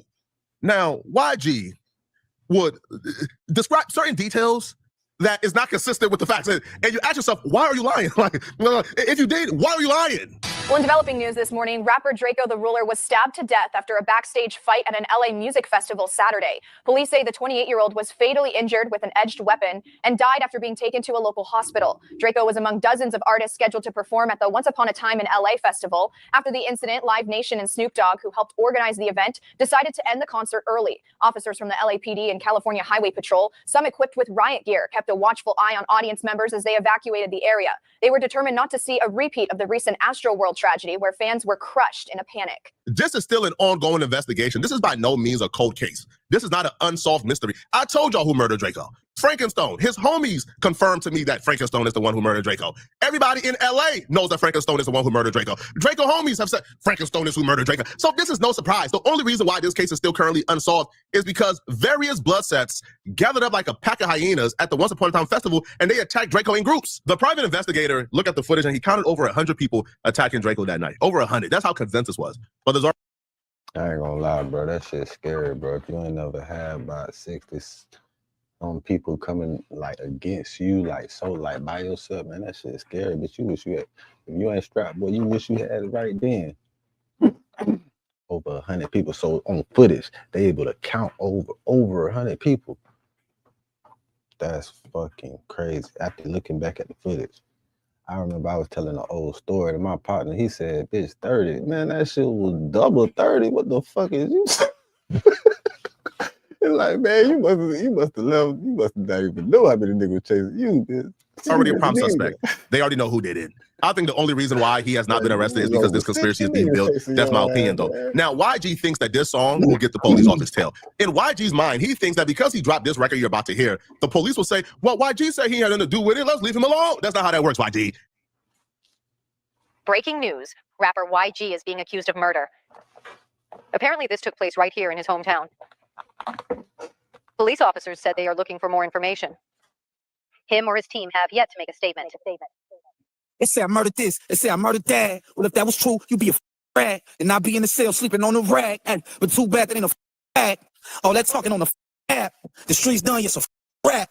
They want to send you for the city whack. Same once brought the city back. The idiotic, baffling arrogance of him thinking he's completely off scotch-free because an arrest has not been made. Sir, you are not off scotch-free. There's a very realistic possibility that YG could be sitting in jail and arrested for this murder. I got paid $600 for that show, so why would I tell it though? And it's a fact you should know. Slim just died. I'm worried about, bro. When he said Slim, he's referring to Slim 400. So he's implying Slim 400 death had him occupied. That Draco wasn't even his main focus. He wasn't even worried about Draco because he was trying to get revenge for Slim 400. But the only problem with that is Slim 400 didn't die over a gang war. This was not a war that YG had to step in and man the front for. No, this was an incident where Slim 400 got killed by his girlfriend, baby daddy.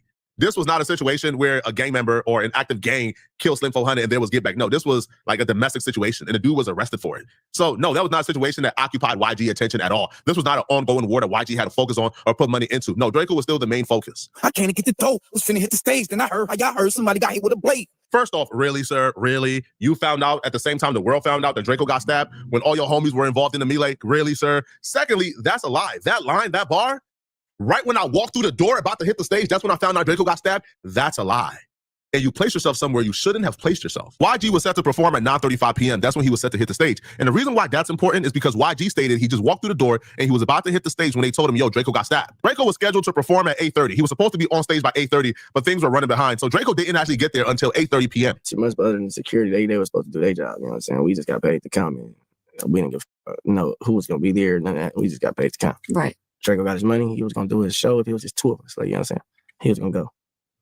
But before that, like a lot of people say the energy was weird already. Like, did y'all we sense? wasn't there. We was never there. We got there at 8:30. It was cracking at 8:32. Like type. Like, wow. Yeah, that's the type of shit. Draco walked in at 8:30. Things took off at 8:32.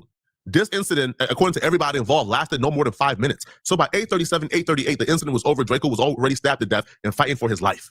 By 9 p.m., police had damn near escorted everybody out. It was completely shut down. All the performances had been canceled. By 8:45 to 9 p.m., they was getting everybody out the building. The event had been completely shut down. Nobody could get in. Let me slow this down further. YG was set to perform at 9:30, 9:35. If YG was walking through the door and about to hit the stage, he would have hit the stage at 9:35 p.m. Impossible. YG and everybody at that event knew the event was canceled, performances was canceled, and everybody had to go before 9 p.m. It got canceled abruptly when the Draco incident happened. Between 8:30 to about 8:38, 8:40, the event was canceled. Well, I know YG don't want to hear. I know YG hate to see a nigga like Flock. I know it's niggas like YG hate to see a nigga like Flocko coming. Cause boy, he gonna motherfucking break that shit. He was like, man, listen, man, I listened to that song. You know you capping though, right? Because you was set to perform 45 minutes after that shit got shut down, nigga. That shit wasn't no dope after that. So what the fuck you got on the show? Who you got on stage? Who you was on stage with? Was he on stage with somebody? Somebody better show the footage of him on stage with somebody. Unless he talking about the next day he was on stage. He seen the story about it or something. I don't know. I know a nigga like YG hate to see a nigga like Flocko coming with this evidence, boy. Cause done. Nobody was being let in. So if YG was getting everybody out the building, he shut down. All the performances have been canceled. By 8:45 to 9 p.m., they was getting everybody out the building. The event had been completely shut down. Nobody could get in. Let me slow this down further. YG was set to perform at 9:30, 9:35. If YG was walking through the door and about to hit the stage, he would have hit the stage at 9:35 p.m. Impossible. YG and everybody at that event knew the event was canceled, performances was canceled, and everybody had to go before 9 p.m. It got canceled abruptly when the Draco incident happened. Between 8:30 to about 8:38, 8:40, the event was canceled. Done. Nobody was being let in. So if YG was able to walk through the door, that's the same artist entrance that Draco and his homies walked through. Now, they said, Draco and his homies, they said they walked through security that directed them over to this artist entrance. And when they was driving through, they seen YG's entourage with 400 merchants. They walked through the building through security and they seen YG's homies in the waiting area for the artist entrance with the merch horn. Nobody said nothing to nobody and they walked through the door. And right when they walked through the door, that's when the incident took place. So if YG was in the building as he claims, he would have been in the building before Draco got there or when Draco got there. But he would have been in the building when this incident took place, not after the incident. YG just put himself at the crime scene, which is stupid because he never performed. He never hit the stage. He could have very easily said, hey, bro, we got word what was going on and we turned around and we left. Too late now, bro. You already put yourself at the crime scene. And not only put yourself at the crime, you put yourself at the crime scene at the same time everything is going on. Dummy. Why would you admit to that? Why Y'all get to talking, thinking y'all can outsmart them. I did basic research to uncover that. Just basic research. Impossible. You was not walking through the artist entrance at 9:30, 9:35. The event was already shut down. So you just admit. That nigga said, I did basic research to find that out. Why the fuck would you do that? That nigga, boy, he talk. Boy, I know a nigga hate to see nigga like Flacco coming when they cat, boy. This nigga gonna win hustler on a mission every day, investigator of the year. He done won that shit. This nigga done solved. This like this gonna what? And confess you was there either before Draco got there plotting or you was there during the Draco incident. This nigga heard the song before niggas even knew this nigga even dropped the song. Did the nigga know YG dropped the song? Now, somehow YG want us to believe his personal security who's been with him for, I don't know, a decade plus. Nobody even knows. He was present. He is on camera during the melee. His homies is on camera during the melee. But somehow his personal security bodyguard was there during the altercation, but YG want us to believe that he was nowhere near. Man, cut it out, bro. Now, YG would even continue, and he would address Sting team members, like claiming that his security gave people knives, and he's the one who orchestrated this. He would say they snitching, and he would tell them, come and run my fade instead of snitching on me. Well, how can they snitch if it's not true? Wouldn't that just be a lie then? I heard man YG fade. Stop lying. Come on, YG fade. I'm at war. I'm at war. Motherfucker, I'm at war. I'm at war. I'm at war. Motherfucker, I'm at war. Up the score, up the score. Crying on a record about being falsely accused of being involved in a murder while also chanting, I'm at war, up the score, up the score. You rap ninjas can't be this dumb. You know, I refuse to believe y'all are this stupid. At this point, I think y'all are trolling because you can't be this stupid. You just cannot be this. It's physically impossible to be this idiotic. Yeah, I'm trying to up the score. I'm at war, Motherfucker, I'm at war. I don't even know how I ended up in the beef. When I started, it didn't involve me. Not me from West Side, bunching trees. Known to be with the ain't never got no pleas. I really think it was all for attention. I ain't never say no name, but I was all in the mentions. Ride through the bitty, gripping all on the Smithing. Cause beefing upon the stardom, young fishing. Moved to Inglewood, I was 19, young, was the Inglewoods. Cause duh, I'm a blood. But I just say I went Inglewood because he had beef with them. Y'all say I'm dumb. He had beef with a whole nother rapper, but that's a story for another day, a whole nother chapter. Oh, that's dry snitching. Oh, that ain't boo. That ain't boo at all, YG, at all. That is some dry snitching if I ever seen one. The walls is closing in, so now they telling on each other. And I hope you guys caught on because what YG did is very strategic. YG says, yo, look at the time. I came in after the fact. I was set to perform at this time. I came in after the fact. Why y'all blaming me? He was already beefing with Inglewood and these other bloods. I ain't never had no beef with Draco. And then he transitions to saying, yo, he had beef with another rapper. But that's another story for another chapter. So after saying, hey, he was already beefing with these bloods. Me and him never had no direct issue. He was beefing with another rapper. But that's another story for another chapter. And YG brings up the time he got there and then tells us, yo, he was beefing with this other rapper. But that's another story for another chapter. That's dry snitching. He's implying, yo, there was this other rapper that was there. Y'all should focus on not me. I got there at this time. I wasn't even his main op. He had other people he really hated. He had his other enemies there. Well, when you look at the lineup, you see, well, Draco's one of his biggest ops. RJ Mr. LA was performing at 450 on the same lineup as Draco. Set to hit the same stage that Draco was set to hit.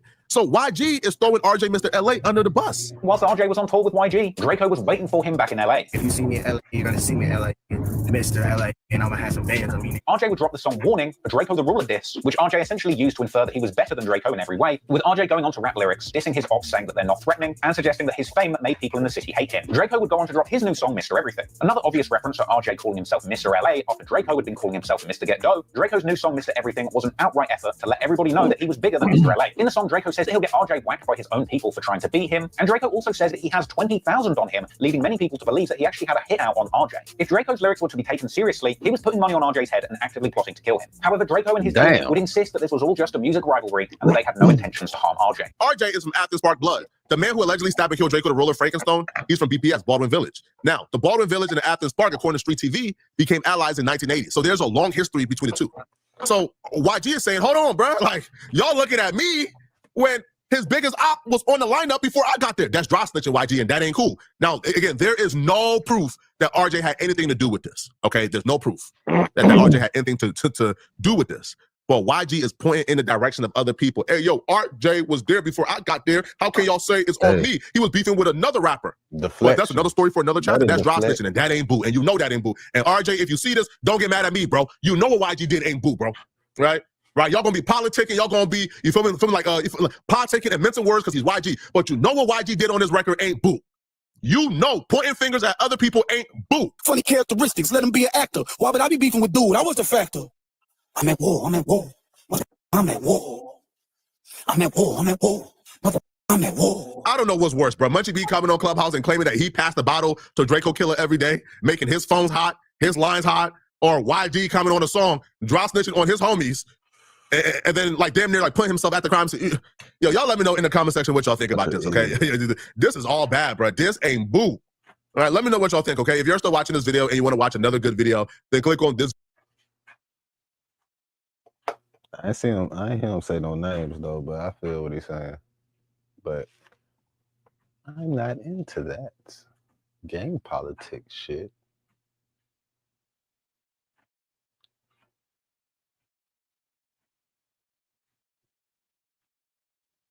Nigga ain't knock out no fan. Nigga ain't even touch him.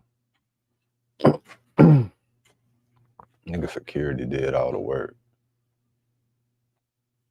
What is this? I see swamp. The Breakfast Club really thought they could get away with this.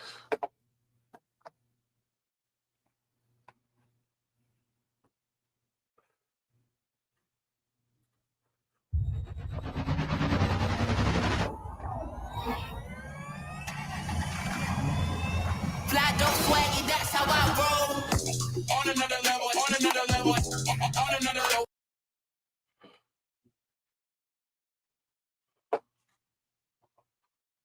If you've needed any proof that Charlamagne the God in the Breakfast Club was compromised by Roc Nation, we got our answer today. Look no further. And Jay-Z sold us out this week by signing the exclusive deal with Target and effectively destroying and ruining all the progress that Black activists who started the Target boycott had created. A lot of people thought, man, this is really messed up. And a lot of independent creators made videos speaking up. But a lot of us thought, man, would these industry dudes speak up? Would they finally have balls and call out Jay-Z for doing something nasty? I had zero expectations that the Breakfast Club and Charlamagne the God would speak out against Jay-Z, but I probably expected them to just completely ignore and skip over the topic. What I didn't expect, or at least I was shocked to see, was them comment on their platform and completely disrespecting their audience with this mental gymnastics and going to bat for Jay-Z. So Jay-Z is selling Reasonable Doubt products at Target, and people are upset. Now you guys know there actively is still the Target boycott happening. So people are questioning why Jay-Z is selling product at Target. And when I mention product, so you guys know that Jay-Z is celebrating the 30th year anniversary of Reasonable Doubt. So on the Roc Nation store, which is on the Roc Nation website, they have vinyls and cassette tapes and different things that you can buy, but it's also being sold at Target. Now Target had posted this as exclusively sold at Target, but it's being sold, as I just told you, places outside of Target as well too, but people are upset about it. So they start off with just lying, just telling an absolute objective lie, abandoning all facts on behalf of Jay-Z because it's their job. Laura Rosa says Jay-Z didn't do nothing exclusive with Target. All he's doing is selling his CDs in Target, which he's already doing. No, that's just false. In the Target announcement, they says there will be an exclusive vinyl color only to be bought at Target. And then secondly, there will be different versions of certain records that are unreleased, different versions of certain songs that will only be available at Target on those vinyls. It's an exclusive deal. Now, is that enough what Jay-Z did? But if you want to convince us that Jay-Z did nothing wrong, you want to start off with probably not lying about the facts. Because once you lie about the facts, that signals to us you're trying to rationalize in your head how Jay-Z is not a sellout, but you can't rationalize that with the current facts. So you're creating facts that don't exist. So you don't think that Jay-Z is a sellout. So you could somehow reason with yourself when you're running point for Jay-Z, which I think is nasty and disgusting. It's nasty work, man. Right? The facts are the facts. Examine the facts and tell me your opinion. But they're now about to continue with whataboutism. And their whataboutism, again, isn't even rooted in facts. And they're questioning why this is even happening because Jay-Z is of the culture, and this is not of the culture because of the boycott, according to people. Well, listen, personally, I think it's selective outrage. Okay, the reason I think it's selective outrage because if you go on Target's website, it seems like every major artist has the same vinyl exclusive with Target. I saw it on J. Cole and Fall Off. I saw it on Kendrick GNX. I saw it on The Weeknd. I saw it on, Nicki Minaj. I even saw it on Taylor Swift. So I don't understand why all of a sudden this is an issue because it's Jay-Z. Shouldn't it be an issue for every artist? Charlamagne, you should be ashamed of yourself, bro. Taylor Swift is white. She doesn't present herself as the Black Messiah. Taylor Swift has no obligation to Black folks. So no, that's a terrible comparison. Nicki Minaj dropped her album like 3 years ago. The Target boycott is from like February of 2025. Kendrick Lamar dropped his album November of 2024. Again, the Target boycott is from 2025. J. Cole is probably the only person, but if you ask the majority of people who's online typing, hey, did you know that J. Cole had a vinyl at Target? They'll say no. They wasn't checking for it. They wasn't checking for J. Cole. I'm sorry. Hey, again, I rock with J. Cole, bro. But the masses didn't give a damn what J. Cole dropped because they probably never heard of it. But if they would have heard of it, they would have had the same backlash. Now, instead of you telling us your opinion, you're trying to throw it off and deflect on other people, which I think is nasty. Because you should be able to say, hey, Jay-Z did this, I think is bad. Or, hey, I think is good. Your opinion on what Jay-Z did should not be dependent on what other people did. You could say, hey, what J. Cole did is foul and is wrong. So what Jay-Z did is foul and is wrong. Real shit, no. But if you believe it's wrong, it doesn't matter if J. Cole did it too. They will both be wrong. no. Their fans actually see right through this. Their top comment is funny because on Flacco page, under the comments, they said Charlamagne was going to make excuses for Jay-Z, LOL. And they're making excuses for Jay-Z right on cue. The people aren't dumb. And my thing is like, yo, if you got some type of alliance and allegiance with Jay-Z, then say it. But pretending like you are not compromised while also being compromised, to me, it just looks bad. And if I'm Charlamagne the God, bro, just stop it, man. Bro, just give your real opinion, bro. Like, stop running defense for this man whenever his name come up. Like, I hate that, man. I don't like it, man. If somebody says, yo, if Drake was doing exclusive deal with Target, Charlamagne the God wouldn't be this confused.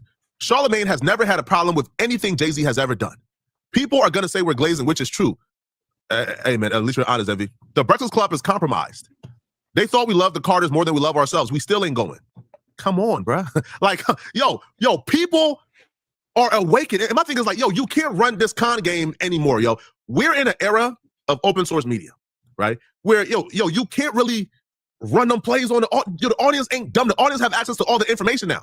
So before they come to you to get the report, they've already read the report. They've already heard 1,000 content creators speak on it. They already heard the Target announcement. They're only coming to you to hear your opinion. And when your opinion is completely contradictory to the facts that they know is true, that came before. You would think so if we're consistent across the board, but I think with Jay-Z because Jay-Z is never consistent. Yeah, that's a part of it too. But I think recent.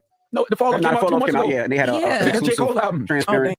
Like, who the fuck really even listen to the Breakfast Club anymore? Like, let's be for real, bro. Only reason we didn't know what the fuck these motherfuckers talking about is because you report that shit. I don't even know niggas that listen to the radio no more, bro.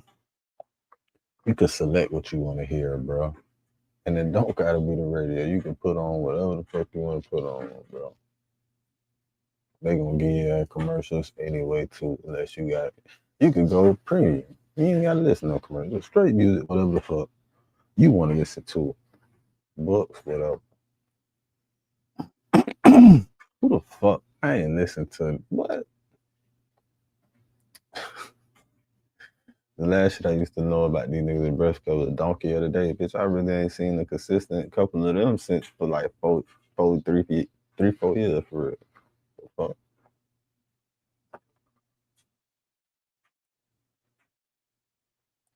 It's a lot of donkeys out here. Jay-Z could have been Donkey of the Day a couple times. No bullshit. GNX came out in December. Yeah. The Target boycott been going on for a year. I think people put Jay-Z in this like they put him on the seat of like he's supposed to solve all things and do all things. Like they look at him and talk about him differently because of his position, also too because of the work that he does with Rock Nation and Reform and you know like all those things. Like people easy they put him in a different light. J. Cole is socially conscious. Kendrick is socially conscious. Y'all know how Jay-Z get it. They give it to him differently though. I just don't understand the selective outrage. That's all I'm saying. Yeah, I get it. I understand. People will say you love to defend Jay-Z. Man, y'all make it easy. Y'all do. But y'all make it very easy. I mean, but in a case like this, it's easy to see that it's happened to all these artists. Charlamagne just said, all you got to do is Google. It's not hard to find. Like if you type in J. Cole right now, it tells you Target exclusive. So what Target exclusive they have. If you type in Kendrick, it tells you what exclusive they have with Kendrick. It tells you. It's easy to see. But the thing is, it's cool to hate on Jay-Z right now, right? And everybody say, oh, Envy's glazed and Charlotte's glazed, which is true. But I will say this though. That's not true. I mean, he's my favorite artist, and I've said it before. But I will say this. That it's easy to ish on Jay, right? It's the cool. I won't say the cool thing, but it's the thing that people do now. Hey, at least you're honest, right? At least hey, bro, we're glazing. Hey, man, we have no objectivity here. Cool, do that. When Joe Budden came on his podcast and Joe Budden said, hey, I'm compromised. You don't expect nothing objective from me when it comes to Jay-Z. Thank you for telling me who you are. Now I know that podcast is off my list. You know why? Right? Because I don't know if it's never been on my list though. I've never even like. That's why I'd be like, yeah, it's got to be a lane for me because I don't even pay attention to them niggas. Them niggas ain't the type of shit that I want to. You know what I'm saying? So I already know it's a lane for real niggas like me that don't even niggas like be like Joe Budden got a podcast. When do you have that? Niggas just find out like really like what? He number one. He number one. They had number one. He been at the top for some years, huh? That was up. I'm like, man, I gotta be a lane for niggas, real niggas like me out here, cause All the years, man. It's never been my type of shit. Real nigga shit is my type of shit. Unbiased shit is my type of shit, bro. How the fuck you don't call it how it really is, bro? That's some whole ass shit. That's the fucking problem with the world right now. Motherfuckers don't call it how it is. Even how they see it. They don't even call it how they see it because of what? They done sold out. I wouldn't give a fuck. Maybe I would. Niggas just ain't gave me no money yet, right? Nah, I wouldn't give a fuck. I wouldn't give a fuck at all. I know I wouldn't give a fuck cause based on how I talk to my partners. I know I wouldn't give a fuck. I'm gonna sell out. Me listening for your opinion is really productive, and you're telling me your opinion is bought. Your opinion is compromised. But I applaud you for telling us that, though. In the case of Charlamagne, yo, DJ Envy has admitted, hey, bro, I'm glazing. I can't be objective. We're all glazing here. Charlotte, the issue with Charlotte is him saying, hell no, I'm not glazing. I don't know what you. It's the pretending. You are compromised. The Breakfast Club is compromised. DJ Envy is compromised when it comes to Jay-Z. We can see this. It's the fact that you're still trying to tell us you are not compromised. That's when it becomes insulting. That's when we become angry and pissed. Joe Budden said he was compromised. We said, okay.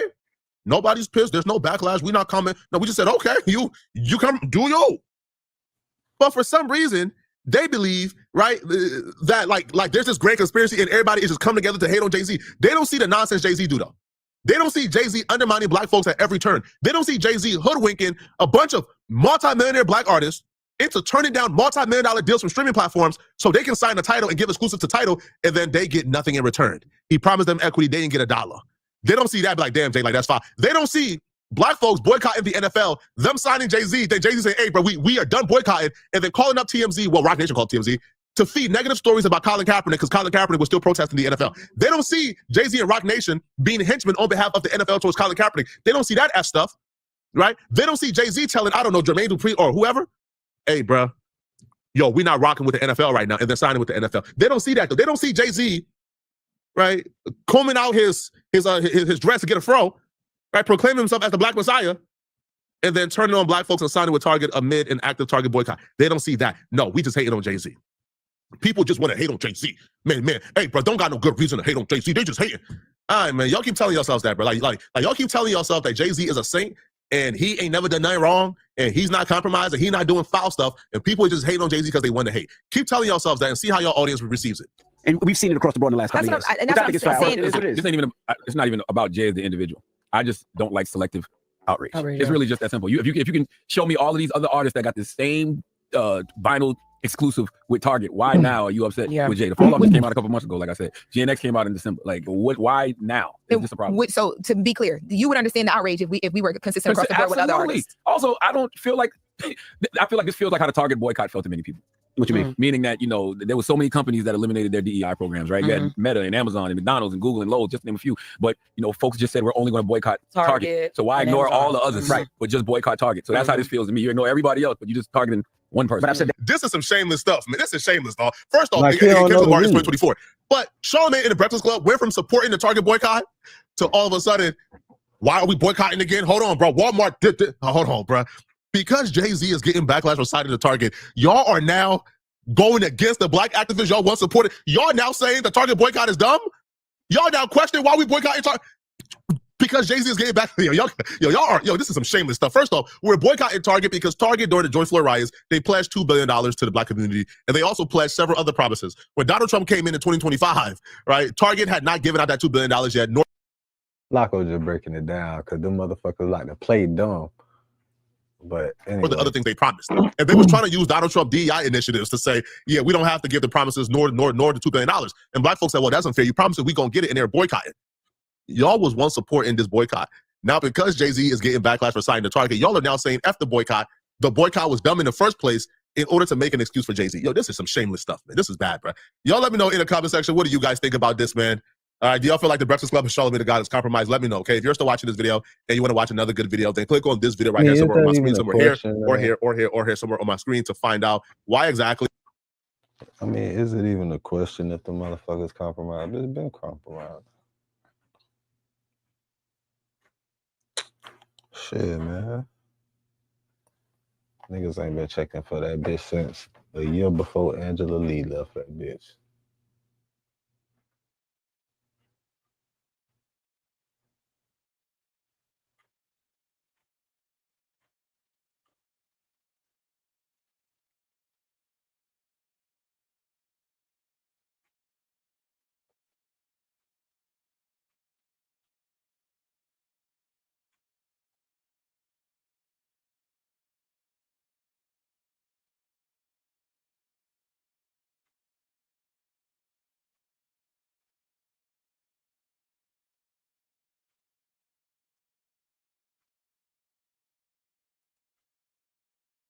Cause they think they dead, bitch.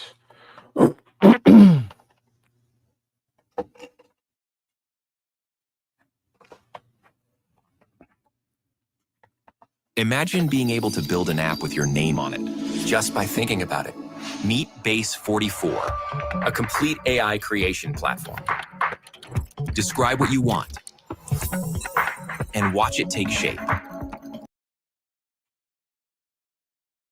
You're asleep, completely out, drooling on your pillow, probably snoring, zero awareness of the world around you. You are, by every biological.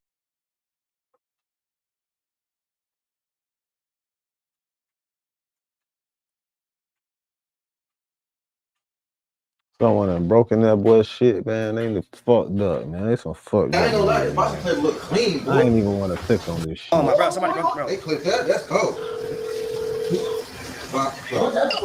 Yo. Someone broke into your apartment. Man, look.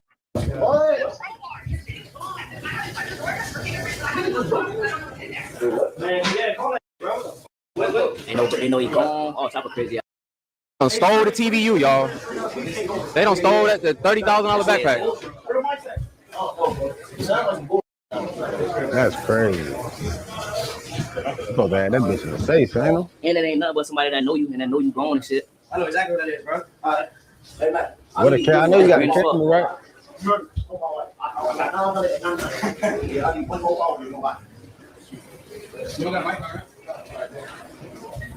It's crazy. My boy Ken. Crazy. That boy say, I know exactly what it is. That So boy inside got job. camera. For sure. Motherfuckers know where you stay at. Motherfuckers gone. He knows who it is. I ain't gonna lie. That's a black door ass. Close that back door, okay, you snake that one. That's definitely. They try to sell me. That's definitely some back door. Definitely inside job, bro. Cause how you gonna time it like that? Hell yeah, nigga gonna time it. Nigga know where you stay at. You on stream, you out the country, out the city, wherever you at. Nigga gonna get you. I'm sorry, bro. And it happens to the best of us, my nigga. It happens to the best of us. That's why you gotta have a dog, an animal in that bitch. Niggas be afraid of big ass dog. But you need at least two. You need at least two to create that pack energy, because one might not get off. One definitely gonna get off. And when the one get off, all you need is one to get off for both to get off. You feel me? But together, when you, trust me, they gonna communicate like, oh, it's time to get off. They gonna both hit. You just gotta have trained animals. You gotta have them animals in your shit, man. You can't just motherfucking have, man. You gotta have them soldiers walking around that bitch, man. I'm talking about you gotta have them little killers walking around that bitch. Playful ass killers.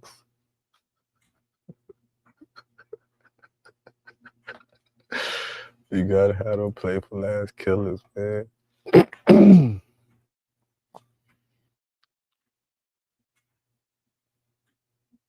That's fucked up. They did that shit, bro.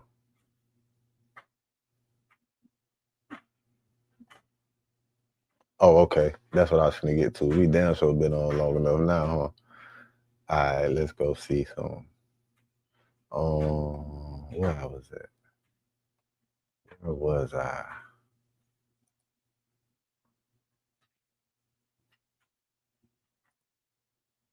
It was some shit right here. Damn, I done fucked up.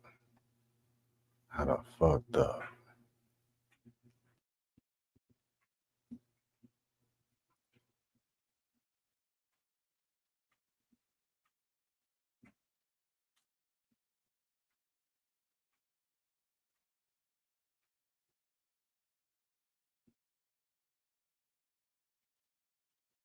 All right, I'm looking for this shit, man, but my shit, this shit done started tripping. They shouldn't even be doing this shit, man.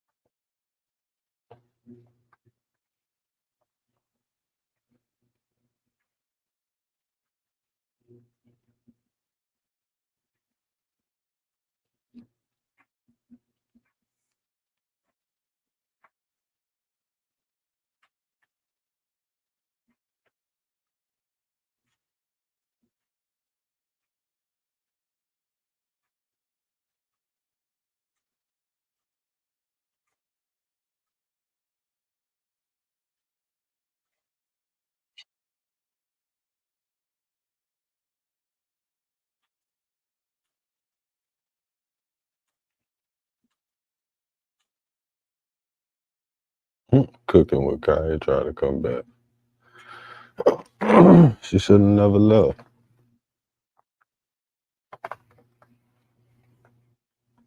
Let that shit get to her.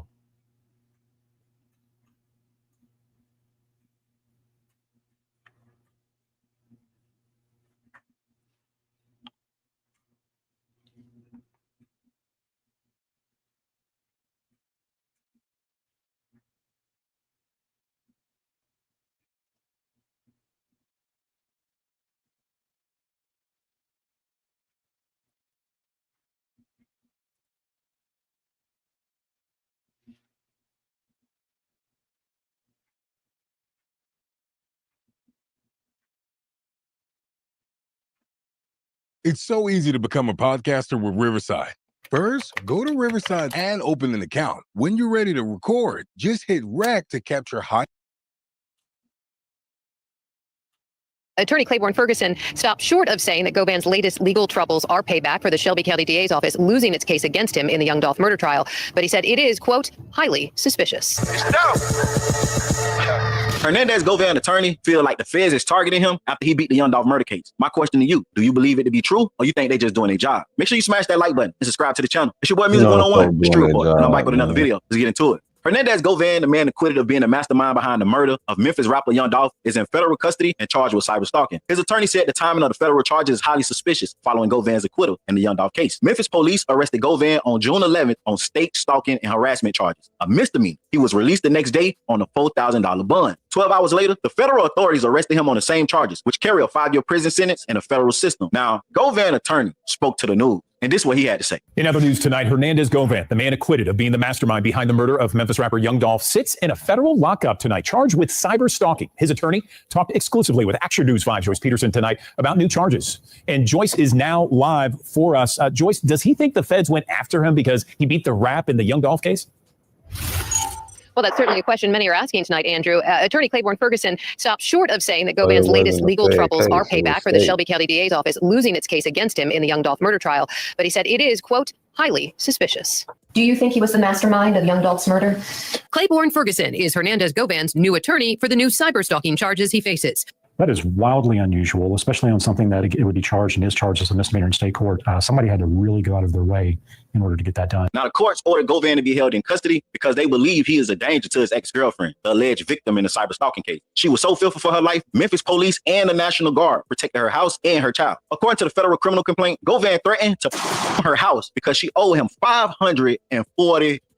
To lock him up. Oh, man. Lock him up. What? Bro, you got the National Guard watching her house because she owe you $540? He called and No, it wasn't $540. It was something he was supposed to be able, he was supposed to go do something and make 5 bands. He gave her $540 to do something, and this shit ain't work. It ain't go out. She wasn't able to do what the fuck. She was supposed to book it. She was supposed to book something for him or some shit. and she couldn't even do that shit. So she was supposed to book that shit for him, so he could go get $5,000, and he missed out on $5,000, and he was just hot. That's how the story go. He was just irate, and she was like, "I'll give you back the money and shit." He was like, "Bitch, I don't even want that motherfucking money right now, bitch. I just missed $5 bands. I ain't want that shit. That was for you to do what you were supposed to do, so I could go get this other money, bitch." So he was really just mad because he ain't get to make the 5 bands. He gave her the 540 to do something for him so he could get the money, and she ain't do her part. So he was hot. He like, "Bitch, you keep that fucking Text her saying the National Guard can watch your house all day. I don't give a F about no police, National Guard, or nothing." The complaint said Govan also threatened to post explicit photos of her on social media. All the threats was made on the same day, with Govan proclaiming himself bigger than the devil.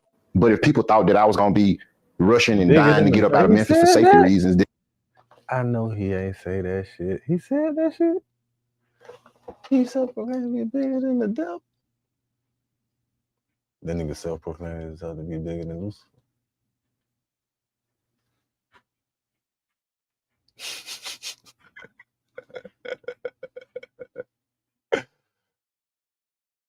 You bigger than the devil, huh, nigga?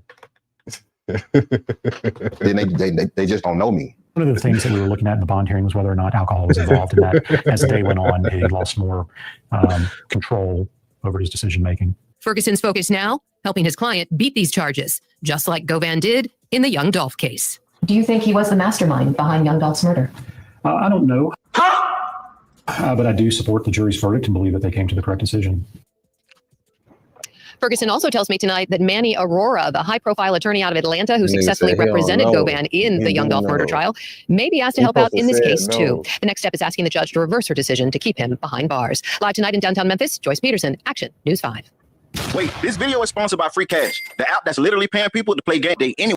You supposed to be following life guidelines as a civilian bank. You don't even supposed to be outside jaywalking. You supposed to be feds or a high-profile case, you got to target. It's Free Cash. Let me tell you something, man. Anytime you beat the feds or a high-profile case, you got a target on your back. You don't even supposed to be outside jaywalking. You supposed to be following life guidelines as a civilian, my boy. You wrong for them. Listen, for you to have the National Guard watching this lady house over $540, just tell me what you went through in the Young Dolph case didn't scare you straight for nothing. The number one question that I'm seeing surrounding this topic, is cyber stalking really that serious? Yes, it's a federal charge. According to federal law, it makes it illegal to use electronic communication such as social media, email, text messages, or other online platforms to repeatedly harass, intimidate, threaten, or place someone in reasonable fear of death, serious bodily harm, injury, or substantial emotional distress. Y'all get on this internet and be trolling people, saying what you're gonna do to people, and etc., and thinking it's a game. In all reality, it's a federal charge. The only difference is the person that's on the other end, they don't push the issue. But this young lady, she pushed the issue because she feels like her life is really in danger. And the police and the National Guard, they also felt like her life is really in danger for them to be outside her crib watching for Hernandez Govan. Over $540, my boy. You ready to go back to prison over $540. You was willing to catch a federal charge.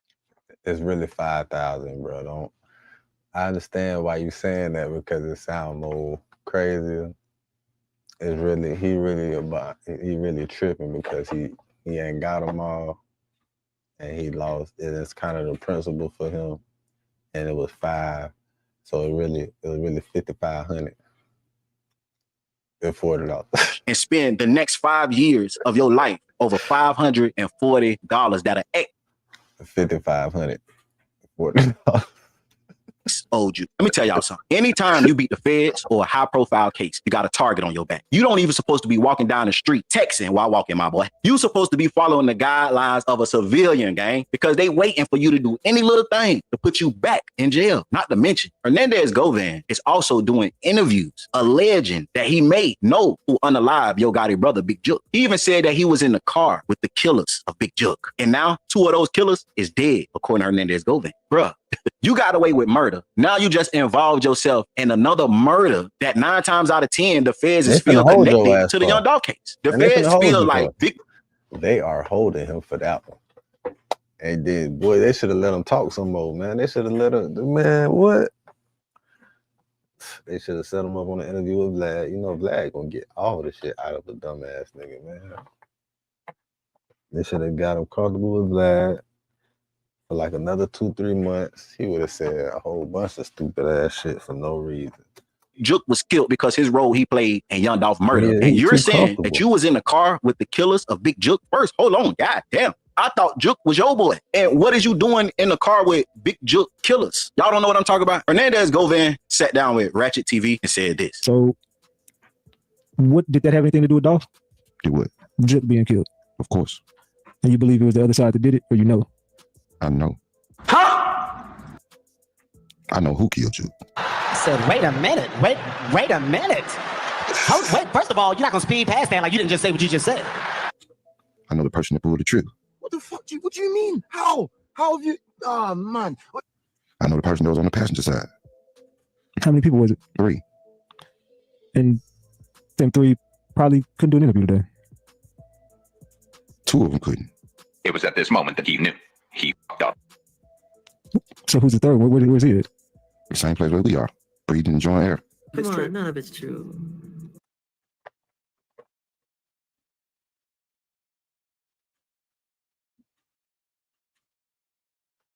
You know what he just told you?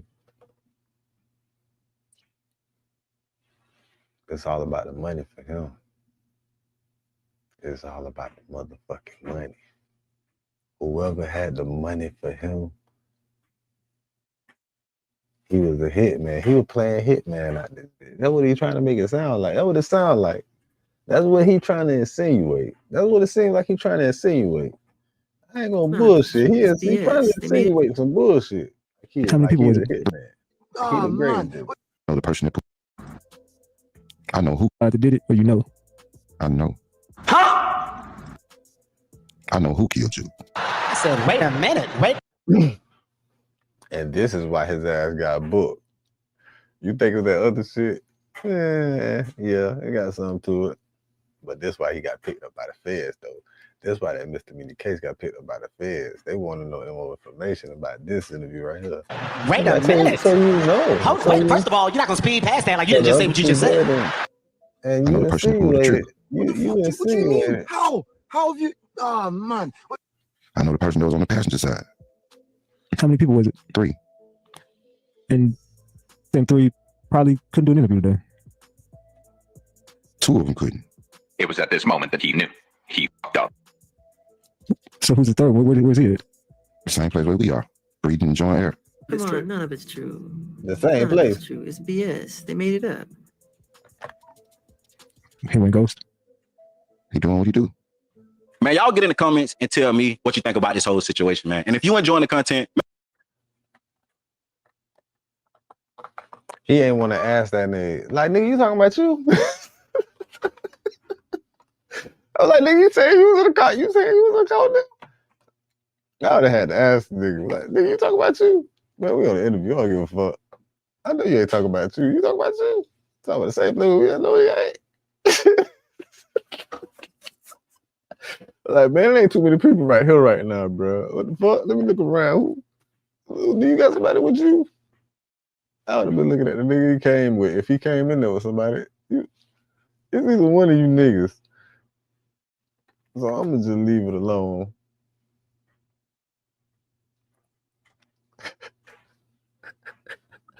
Nah, man, how you don't ask a nigga right now? Like, nigga, you talking about you? Nigga, you talking about you? Man, ain't no way he don't ask a nigga right there. You supposed to ask buddy right there. Nigga, you talking about you? I know you ain't talking about you. This nigga talking about him.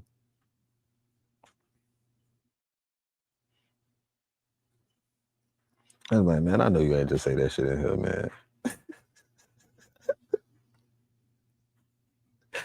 This nigga in here talking about him. Buddy ass is wild, man. Buddy ass is out of there. I ain't gonna count, man. Buddy ass through. That nigga just said that shit. Moment of silence for him.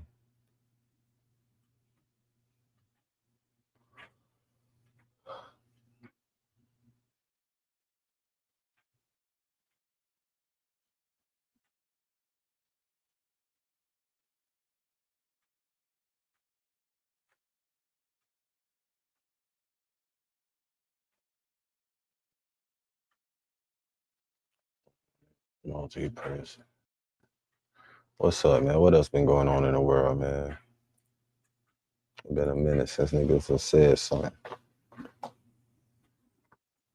don't know, man. I'm just trying to keep going. You just gotta keep going, man. You just gotta keep going, bro. You can't let that shit get to you. All this shit temporary anyway. You know what I'm saying? A lot of people get down on themselves and nothing, but nigga, but what? What's the purpose of that? You know what I'm saying? Just get better, get better, get better. Keep going.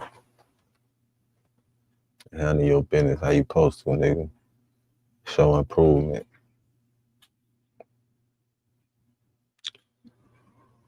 Oh, it is late. It's a little late, man. You know, I didn't do nothing like that in a minute, so anyway, let's laugh at some bullshit. Let's laugh at some idiotic. Oh my God. This is no laughing matter. Stolen Kia crashes into SUV during police chase. God damn. What the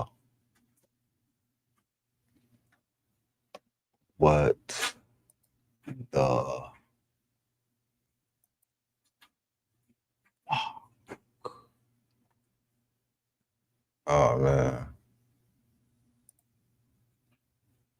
Call me. Oh, there you go. Gone. Skirt, skirt. Right on Bennington. Number 2. Out the hole. Out the hole. They gone. Right on Miller. Ooh, that was a sharp right, boy. What the fuck?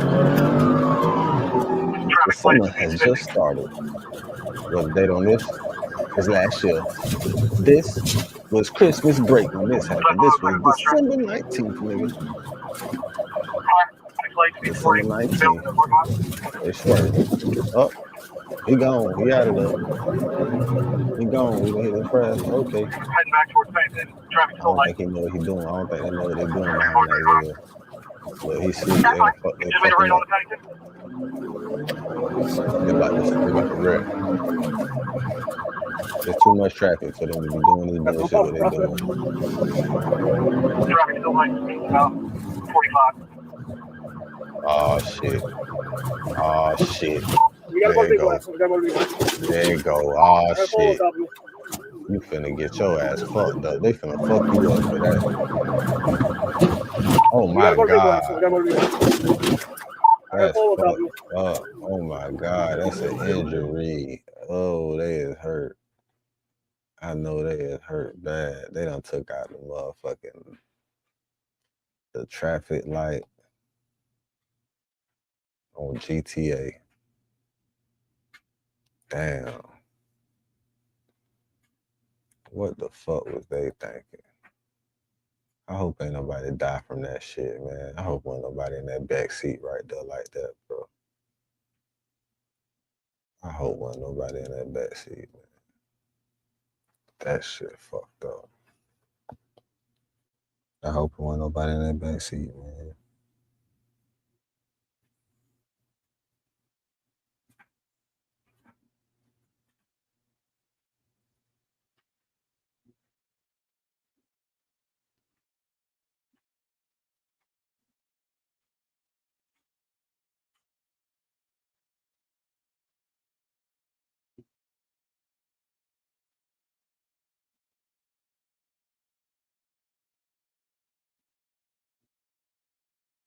What's up, nigga? That's all. Is that all, baby? Who would have known? That's all it takes is a little bit of patience. That's all you need, nigga. Just a little bit of patience, nigga. You know what I'm saying? Shit might be fucked up. Shit might stay fucked up. Stop, he's got a gun. He's got a gun. Drop the gun. Drop the gun. Oh, shit. He's not dropping the gun. He's not dropping it. Oh, shit. Feel like I would have feel like someone went by my goddamn hill. I feel like I heard a bullet go by.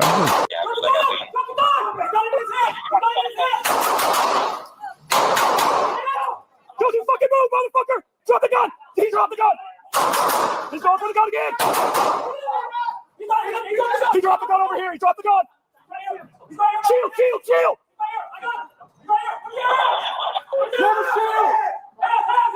Denver officers shoot man who pulled a gun shaped lighter at gas station. Fired! Shots fired!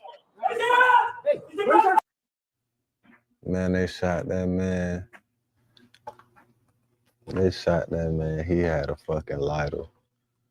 He had a gun-shaped lighter. Man, that nigga crazy. You ran around with a fake-ass lighter gun and it got your ass shot. Get a shield! You guys stay by there! 10 cops. Get a shield up here, Max!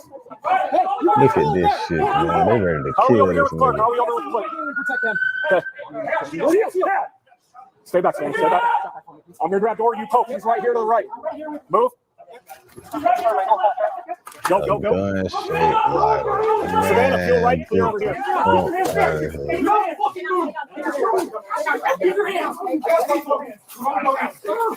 Adam, fire. What? Fire. Okay, you're good. Guns here. Are you hit? Clear gun? No. Hey guys, I'm gonna here.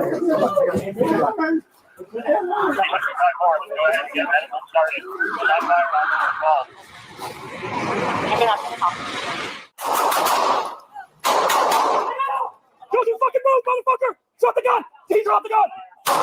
He's going for the gun again! He dropped the gun over here! He dropped the gun! Shield! Shield! Shield!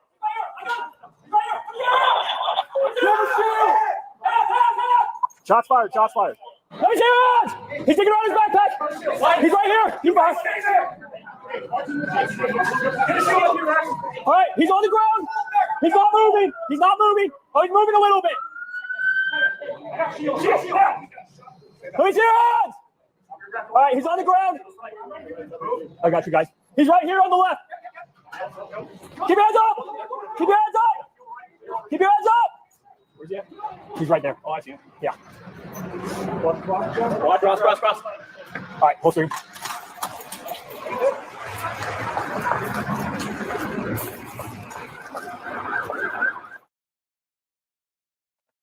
Dun, dun, dun.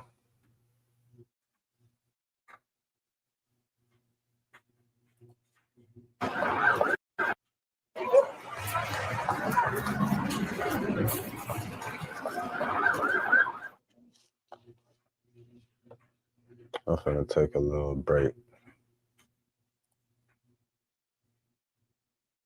So let's try this shit again, what I was trying to do last time for my little intermission and shit.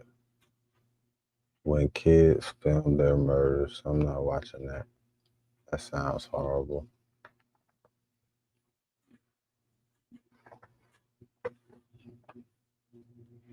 That sounds like some shit I don't want to see. Some bullshit.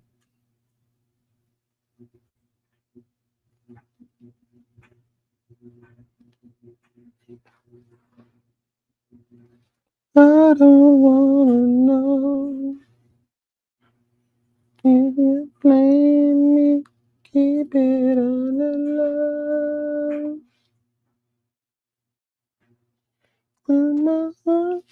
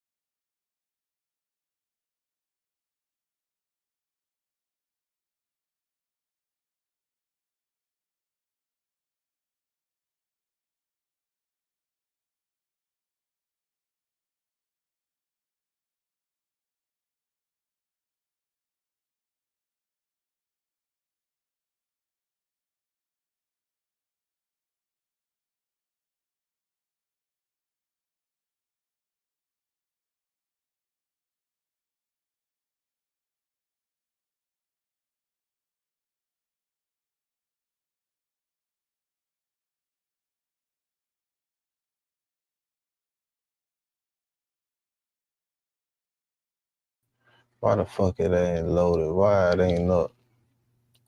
The shit took too long. Kind of fucked me up. Get a slice of pizza. Yeah. The black veterans who tore apart the KKK. This, you know we finna watch that. This a real nigga reaction. Let's get to it, motherfucker. Hold on. Before I do that, I tried to upload some shit. Did it upload? No, it didn't. The metallic sound of a shotgun shell racking into a chamber cut through the Louisiana night. Then another, and another. 4 black men stood in full view of the police, deliberately loading their weapons as teenage protesters faced down fire hoses aimed at their faces. The officers froze. They'd used these tactics in Birmingham, Montgomery, Selma. Dogs, hoses, batons. It always worked. But nobody had ever pointed guns back at them before. The police ordered the fire truck to withdraw. July 8th. 1965. Bogalusa, Louisiana. A white mob surrounded peaceful civil rights marchers outside City Hall, hurling rocks, closing in for the attack that would send them running like they always did. Then 3 shots cracked across the crowd. A white man dropped, hit in the chest. The mob scattered in seconds, and for the first time in the history of the American civil rights movement, a black man had shot a white man in self-defense during a demonstration and lived to tell about it. His name was Henry Austin. He was 21 years old, and he was a deacon for defense and justice. This is the story that history tried to forget. The story of Black World War II and Korean War veterans who came home from fighting for freedom abroad and decided to fight for it at home. Not with sit-ins, not with marches, not by turning the other cheek. With loaded M1 rifles, military discipline, and a simple promise. If you come to kill us, we will kill you first. When the Ku Klux Klan came riding through black neighborhoods at midnight, these men were waiting in the darkness. When white mobs attacked civil rights workers, these men formed armed perimeters. When Martin Luther King Jr. preached non-violence, these men said, "God bless you, but we'll be over here with the shotguns." And in 4 short years, they did something no one thought possible. They made the Klan afraid. The northern Louisiana mill town of Jonesboro seemed like an unlikely birthplace for armed resistance. Population 5,000, half black, half white, entirely segregated. The paper mill paid the wages. Jim Crow wrote the rules, and by 1964, those rules were being challenged by the Congress of Racial Equality, known as CORE. CORE had established a Freedom House in Jonesboro that spring, bringing in young activists, many of them white, to help register black voters. Their presence enraged white Jonesboro. To the local Klan, these outside agitators represented everything they feared about the changing South. So in July 1964, the Klan decided to make an example of them. 5 black churches burned. The Masonic Hall burned. A Baptist center burned. All in the space of a few weeks. The Freedom House itself came under repeated attack. Shots fired through windows at night. Rocks through windshields during the day. The pattern was familiar throughout the South. Terror without consequence. Violence without arrest. But Jonesboro had something most rural southern towns didn't have. It had a significant population of black men who'd fought in World War II and Korea. Men who knew how to handle weapons. Men who'd faced enemy fire on 2 continents. Men who'd been promised that their service to their country would mean something when they came home. They'd been lied to. Ernest Thomas had been born in Jonesboro on November 20th, 1935. He'd grown up fighting white boys for access to swimming holes, learning early that rights went to those who fought for them, not to those who asked politely. After military service, he'd returned home believing that political change had to be secured by force, not moral appeal. The Klan's July rampage proved him right. Frederick Douglass Kirkpatrick had been named after the great abolitionist. Born in 1933 in Haynesville, Louisiana, he'd excelled at Grambling, earning a degree in biology while playing football. His imposing physical presence made him hard to ignore.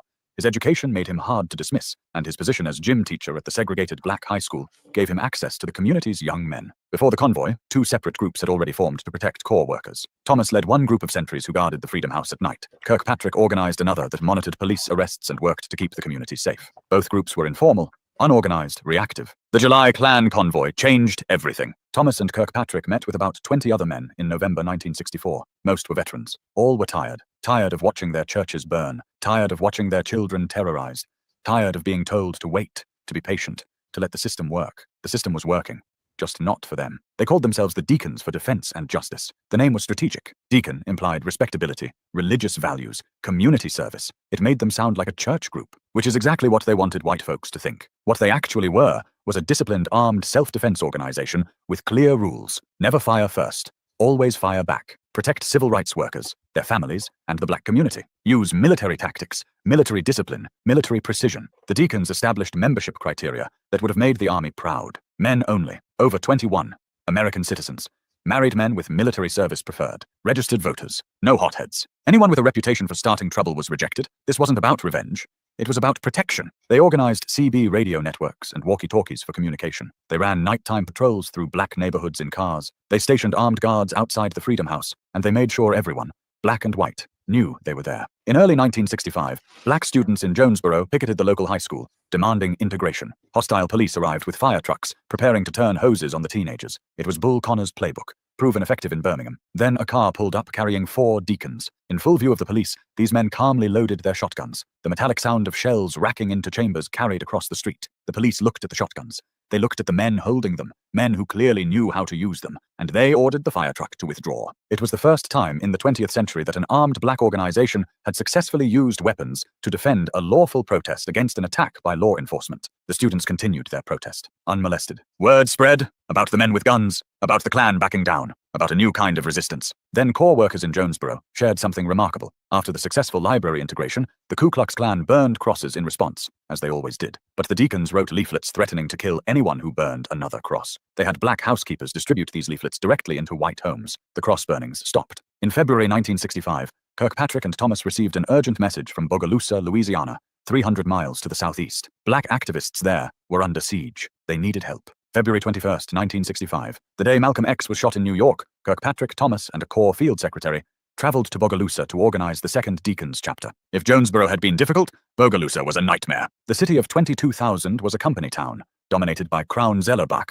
a massive paper mill operation. Roughly 40% of residents worked for the company. 70% of the city's taxes came from Crown Zellerbach employees, and approximately 100 of those employees were Ku Klux Klan members. The mill embodied segregation. Black workers couldn't eat with whites, couldn't sit in the same break rooms, couldn't use the same restrooms, couldn't hold supervisory positions no matter how qualified. They did the hardest, dirtiest, most dangerous work for the lowest wages. When they complained, they got fired. When they organized, they got killed. In early 1965, Washington Parish hired its first black deputy sheriffs. Within weeks, both were targeted. One was Ambas, innated. The other barely survived an attack in the small town of Varnado, just north of Bogalusa. The killers were never apprehended. The message was clear. Black people in positions of authority would be removed by any means necessary. Into this environment stepped 3 men who would lead the Bogalusa Deacons: Robert Hicks, A.Z. Young, and Charles Sims. All worked at Crown Zellerbach. All had reached their breaking point. Charles Sims became the face of the Bogalusa Deacons. A World War II veteran, he was described by journalists as grizzled, intimidating, with beady eyes and a gap where 2 teeth should be. Jet magazine called him the man most feared by whites in Louisiana. When reporters asked if he'd ever been arrested for battery, Sims estimated about 20 times. When they asked, battery with what? He just held up his fists. But Sims's public persona as a tough guy masked something more important: tactical discipline. He understood that protection required deterrence, and deterrence required fear. If white segregationists believed the Deacons were more dangerous than they actually were, so much the better. The goal wasn't to fight. It was to make sure fighting never became necessary. Robert Hicks had publicly demanded that black workers at the mill receive equal promotion opportunities. This made him a target. In early 1965, a coffin appeared in his yard with his name painted on the side. A burning cross accompanied it. What? The Klan's traditional calling card: stop your agitation or die. Hicks didn't stop. The Deacons made sure he didn't have to. The Bogalusa chapter grew rapidly. Deacons established 24-hour armed guard rotations around Hicks's home and the homes of other activists. They patrolled black neighborhoods in vehicles equipped with CB radios. They created quick response teams that could be anywhere in the city within minutes. And they made one thing absolutely clear: if you attacked a black person in Bogalusa, you would be shot. In spring 1965, a young deacon named Henry Austin, a 21-year-old insurance collector, finished his rounds in Washington Parish as the sun set. Heading back toward Bogalusa down a dirt road, he noticed headlights behind him. They came closer, too close. Austin realized he was being pursued by Klansmen. The cars chased him to a bridge. They pulled alongside, trying to force him off the road. Austin had 2 choices: die or fight. He chose to fight. Opening fire with his pistol through his own car window, he hit the lead vehicle. It swerved, missed the bridge, and ran into the water. Austin escaped. The next day, shaken but alive, he went to see Charles Sims and formally joined the Deacons.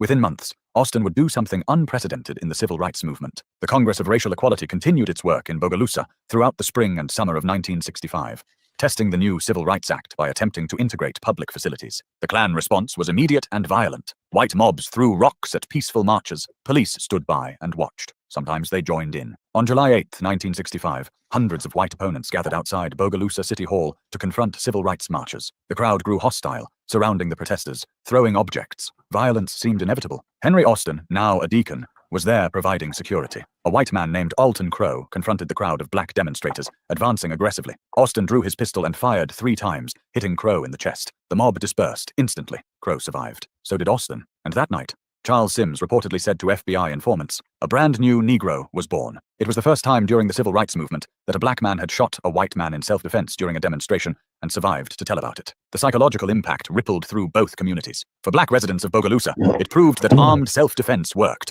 For white segregationists, it proved the rules had changed. Corps leader James Farmer needed to come to Bogalusa to speak at the funeral of one of the assassinated black deputies. Police warned him the Klan was planning to shoot him. Farmer, one of the principal architects of non-violent civil rights protest, called the deacons. 4 armed deacons met Farmer at the New Orleans airport. They drove him 65 miles to Bogalusa in a convoy, weapons visible, radios coordinating. They provided security at the funeral, where approximately 50 deacons attended. No one was attacked. Farmer survived, and afterward, he told the press something that shocked civil rights leaders across the country. Corps is non-violent, but we have no right to tell black people in Bogalusa or anywhere else that they do not have the right to defend their homes. Even Martin Luther King Jr.'s Southern Christian Leadership Conference employed armed guards, though they rarely discussed it publicly. King himself, during the early days of the Montgomery bus boycott, had kept guns in his home. The difference was visibility. The deacons didn't hide their weapons. They displayed them openly, deliberately, strategically. On a July night in 1965, a cavalcade of 25 Klan cars drove through a black neighborhood in Bogalusa, hurling insults, randomly firing into houses. The Klan had done this hundreds of times before, in dozens of towns, always with the same result: terror without resistance. This time, the neighborhood fired back. Dozens of rifles and pistols opened up on the convoy. Klansmen, shocked to be under attack, sped away in panic. Some vehicles running into ditches in their haste to escape. They never came back. One deacon leader remembered, "They finally found out that we really are men, and that we would do what we said, and we meant what we said." The escalating violence forced the federal government's hand. The Department of Justice, which had been reluctant to challenge local police departments that collaborated with the Klan, finally acted. In July 1965, using Reconstruction-era laws, federal authorities ordered local police to protect civil rights workers. FBI agents flooded the region. Federal prosecutors began building cases against Klan members. By the end of 1965, the Louisiana Klan had been devastated. Membership collapsed. Cross-burnings nearly ceased. Night riding stopped. Federal surveillance and prosecution, combined with armed black resistance, had accomplished what decades of non-violent protest alone could not. The deacons expanded rapidly. On March 8, 1965, they formally incorporated as a Louisiana non-profit organization with an explicit mission: the defense of civil rights, property rights, and personal rights. By mid-1965, chapters existed across Louisiana, Mississippi, Alabama, and even in Chicago. At their peak, the Deacons had approximately 21 chapters and 46 affiliates. They provided security for major civil rights events. In 1966, when James Meredith, the first black student at the University of Mississippi, was shot during his March Against Fear, the Deacons joined the continuation march from Memphis to Jackson, providing armed escorts. At night campsites, Deacons stood guard. Martin Luther King Jr., despite his philosophical opposition to armed resistance, accepted their protection during parts of the march. He understood that in rural Mississippi, nonviolence alone could get you killed. Charles Sims articulated the Deacons' philosophy in an August 1965 interview. "The reason why we had to organize the Deacons in the city of Bogalusa was the black people and civil rights workers didn't have no adequate police protection. When the white power structure found out that they had men, black men that had made up their minds to stand up for their people and to die if necessary for their people, they started acting a little different." Asked about the Second Amendment, Sims was direct. "I think a person should have the right to carry a weapon in self-defense. We found out in Bogalusa that the Louisiana state law that says a man can carry a weapon in his car as long as it's not concealed meant for the white man. It didn't mean for the colored." The Deacons operated under strict rules of engagement. They pledged their lives for the defense of justice and their community, but only in defensive situations. Charles Sims repeatedly emphasized this to members and media. "We will never go on the offense. But if the Klan or anybody else comes in here to hit us, I guarantee they will get hit back." This discipline separated them from vigilantes. They weren't seeking revenge or starting fights. They were establishing boundaries and enforcing them. The fact that those boundaries were backed by men with combat experience and loaded weapons made them real in a way that court orders and federal laws were not. The Federal Bureau of Investigation took notice. By mid-1965, the FBI had opened an investigation into the Deacons, classifying them as a potential black extremist organization. Bureau Director J. Edgar Hoover ordered intensive surveillance, fearing the group would spark a race war. FBI agents infiltrated chapters, recruited informants, tracked weapons purchases, and monitored communications. They documented everything: membership lists, training procedures, weapon types, patrol routes. The investigation files would eventually total over 600 pages. But the FBI found something unexpected. The Deacons' presence actually reduced violence. Areas with active Deacons chapters saw fewer Klan attacks, fewer shootings, fewer nighttime raids. Armed deterrence worked. The Deacons' effectiveness in Bogalusa had additional consequences. Robert Hicks, the activist whose home had been threatened with the coffin, turned to the court system in late 1965 to challenge workplace discrimination at Crown Zellerbach. His lawsuit, backed by federal civil rights enforcement and protected by the Deacons, opened previously closed job opportunities and promotions for black workers at the mill. The combination of federal legal action, armed self-defense, and organized protest proved more effective than any single approach alone. Black voter registration in the region increased dramatically. By the late 1960s, black residents were serving in law enforcement positions throughout rural Louisiana, something unthinkable just years earlier. But success brought complications. The Black Power movement, emerging in 1966 with Stokely Carmichael's famous call in Mississippi, attracted national attention. The Black Panther Party, founded that same year in Oakland, California, adopted some of the Deacons' tactics but added revolutionary rhetoric that the Deacons had always avoided. Charles Sims rejected black power as a concept. "I don't want to live under black power," he said. "I don't want to live under white power. I want equal power, and that's what I push." He dismissed Carmichael as a show-off. "I don't see nothing they were doing to even be talking about no black power," Sims said. "The black power, we had it. In them 30 rounds of ammunition on a man's shoulder, we had the black power." The Deacons were apolitical except for civil rights and self-defense. They rejected attempts by black nationalists and white communists to recruit them to broader ideological causes. They were working men, veterans, family men. They weren't revolutionaries. They just wanted to protect their community and enforce their constitutional rights. As federal civil rights enforcement improved and the Voting Rights Act of 1965 began changing the political landscape, the acute need for armed self-defense diminished. The Deacons had forced the federal government to intervene. Once that intervention came, their role became less critical. By 1968, Deacons' activity had declined significantly. The Black Panther Party, with its more militant rhetoric and urban focus, captured media attention and overshadowed the rural, working-class, defensive approach of the Deacons. The FBI, concerned about urban riots and revolutionary movements, shifted its surveillance away from the Deacons toward these newer organizations. The Deacons never completely disbanded, but they faded from public view. Their story was largely forgotten, overshadowed by the more visible narrative of non-violent resistance led by Martin Luther King Jr. History books mentioned them briefly, if at all. The civil rights movement, as taught in schools, emphasized peaceful protests and moral suasion, not armed veterans establishing defensive perimeters. Frederick Douglass Kirkpatrick moved to New York, became a minister, and dedicated himself to teaching black history through music. He recorded several albums with Smithsonian Folkways, including songs honoring civil rights leaders and the Deacons themselves. He died in 1986. Charles Sims remained in Bogalusa, continuing to advocate for equal rights through legal means. Robert Hicks stayed active in the community until his death in 2010. His home was listed on the National Register of Historic Places in 2015, recognized as the birthplace of the Bogalusa Deacons chapter. Plans for a civil rights museum at the site continue. Ernest Thomas's later life remains less documented, but his role as co-founder ensured his place in the hidden history of armed resistance during the civil rights movement. In 2003, Showtime produced a television movie, Deacons for Defense, directed by Bill Duke and starring Forrest Whitaker and Ossie Davis. It brought the story to a new generation, though like all dramatizations, it simplified complex events. The Deacons' legacy raises uncomfortable questions about the civil rights movement's dominant narrative. For decades, the movement has been presented as a story of non-violent moral triumph over violent oppression. Martin Luther King Jr.'s philosophy of redemptive suffering through non-violence is taught as the strategy that won. But the Deacons tell a different story. They suggest that non-violent protest succeeded in part because it was backed by the implicit threat of armed resistance.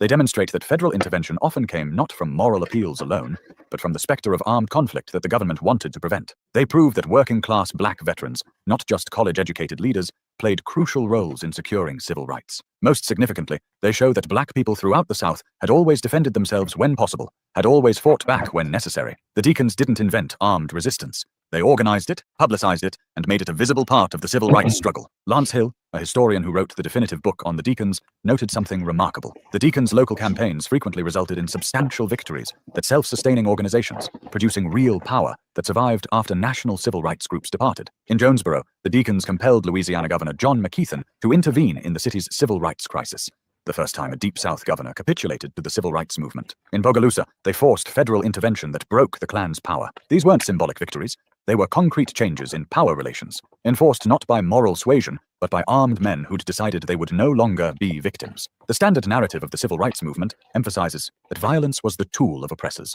that meeting violence with violence was morally wrong and tactically foolish. The Deacons complicate that narrative. They met violence with the credible threat of violence. And it worked. This doesn't diminish the importance of non-violent protest. Sit-ins, freedom rides, marches.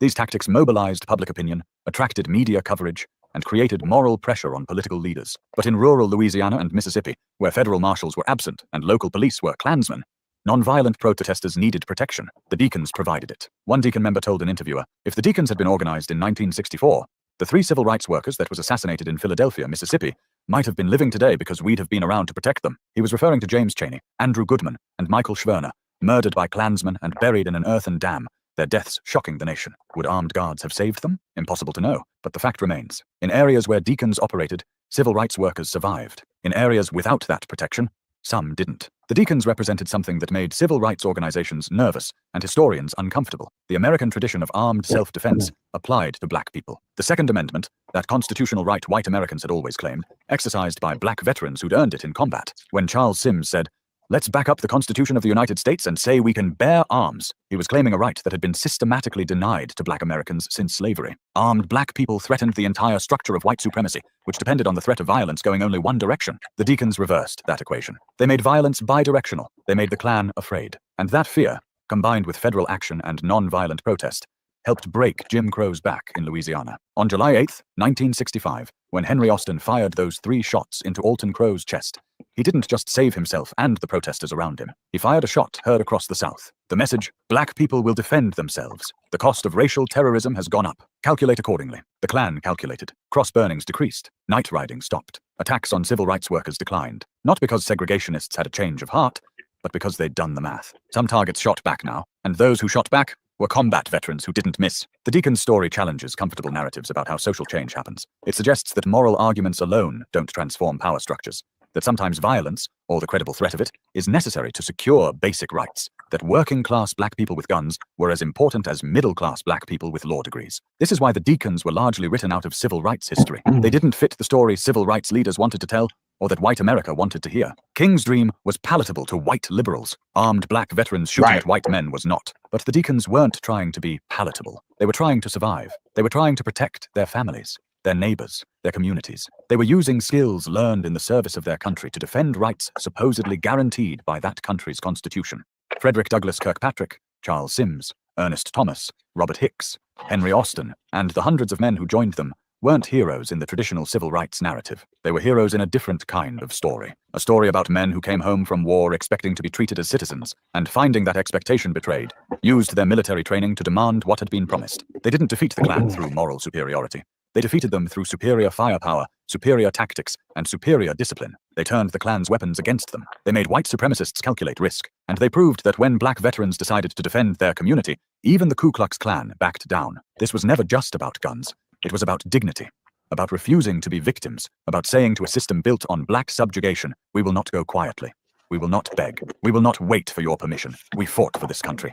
We are citizens, and we will defend ourselves. Charles Sims, grizzled and gap-toothed, standing in Bogalusa with a rifle across his lap, represented something white supremacy couldn't survive.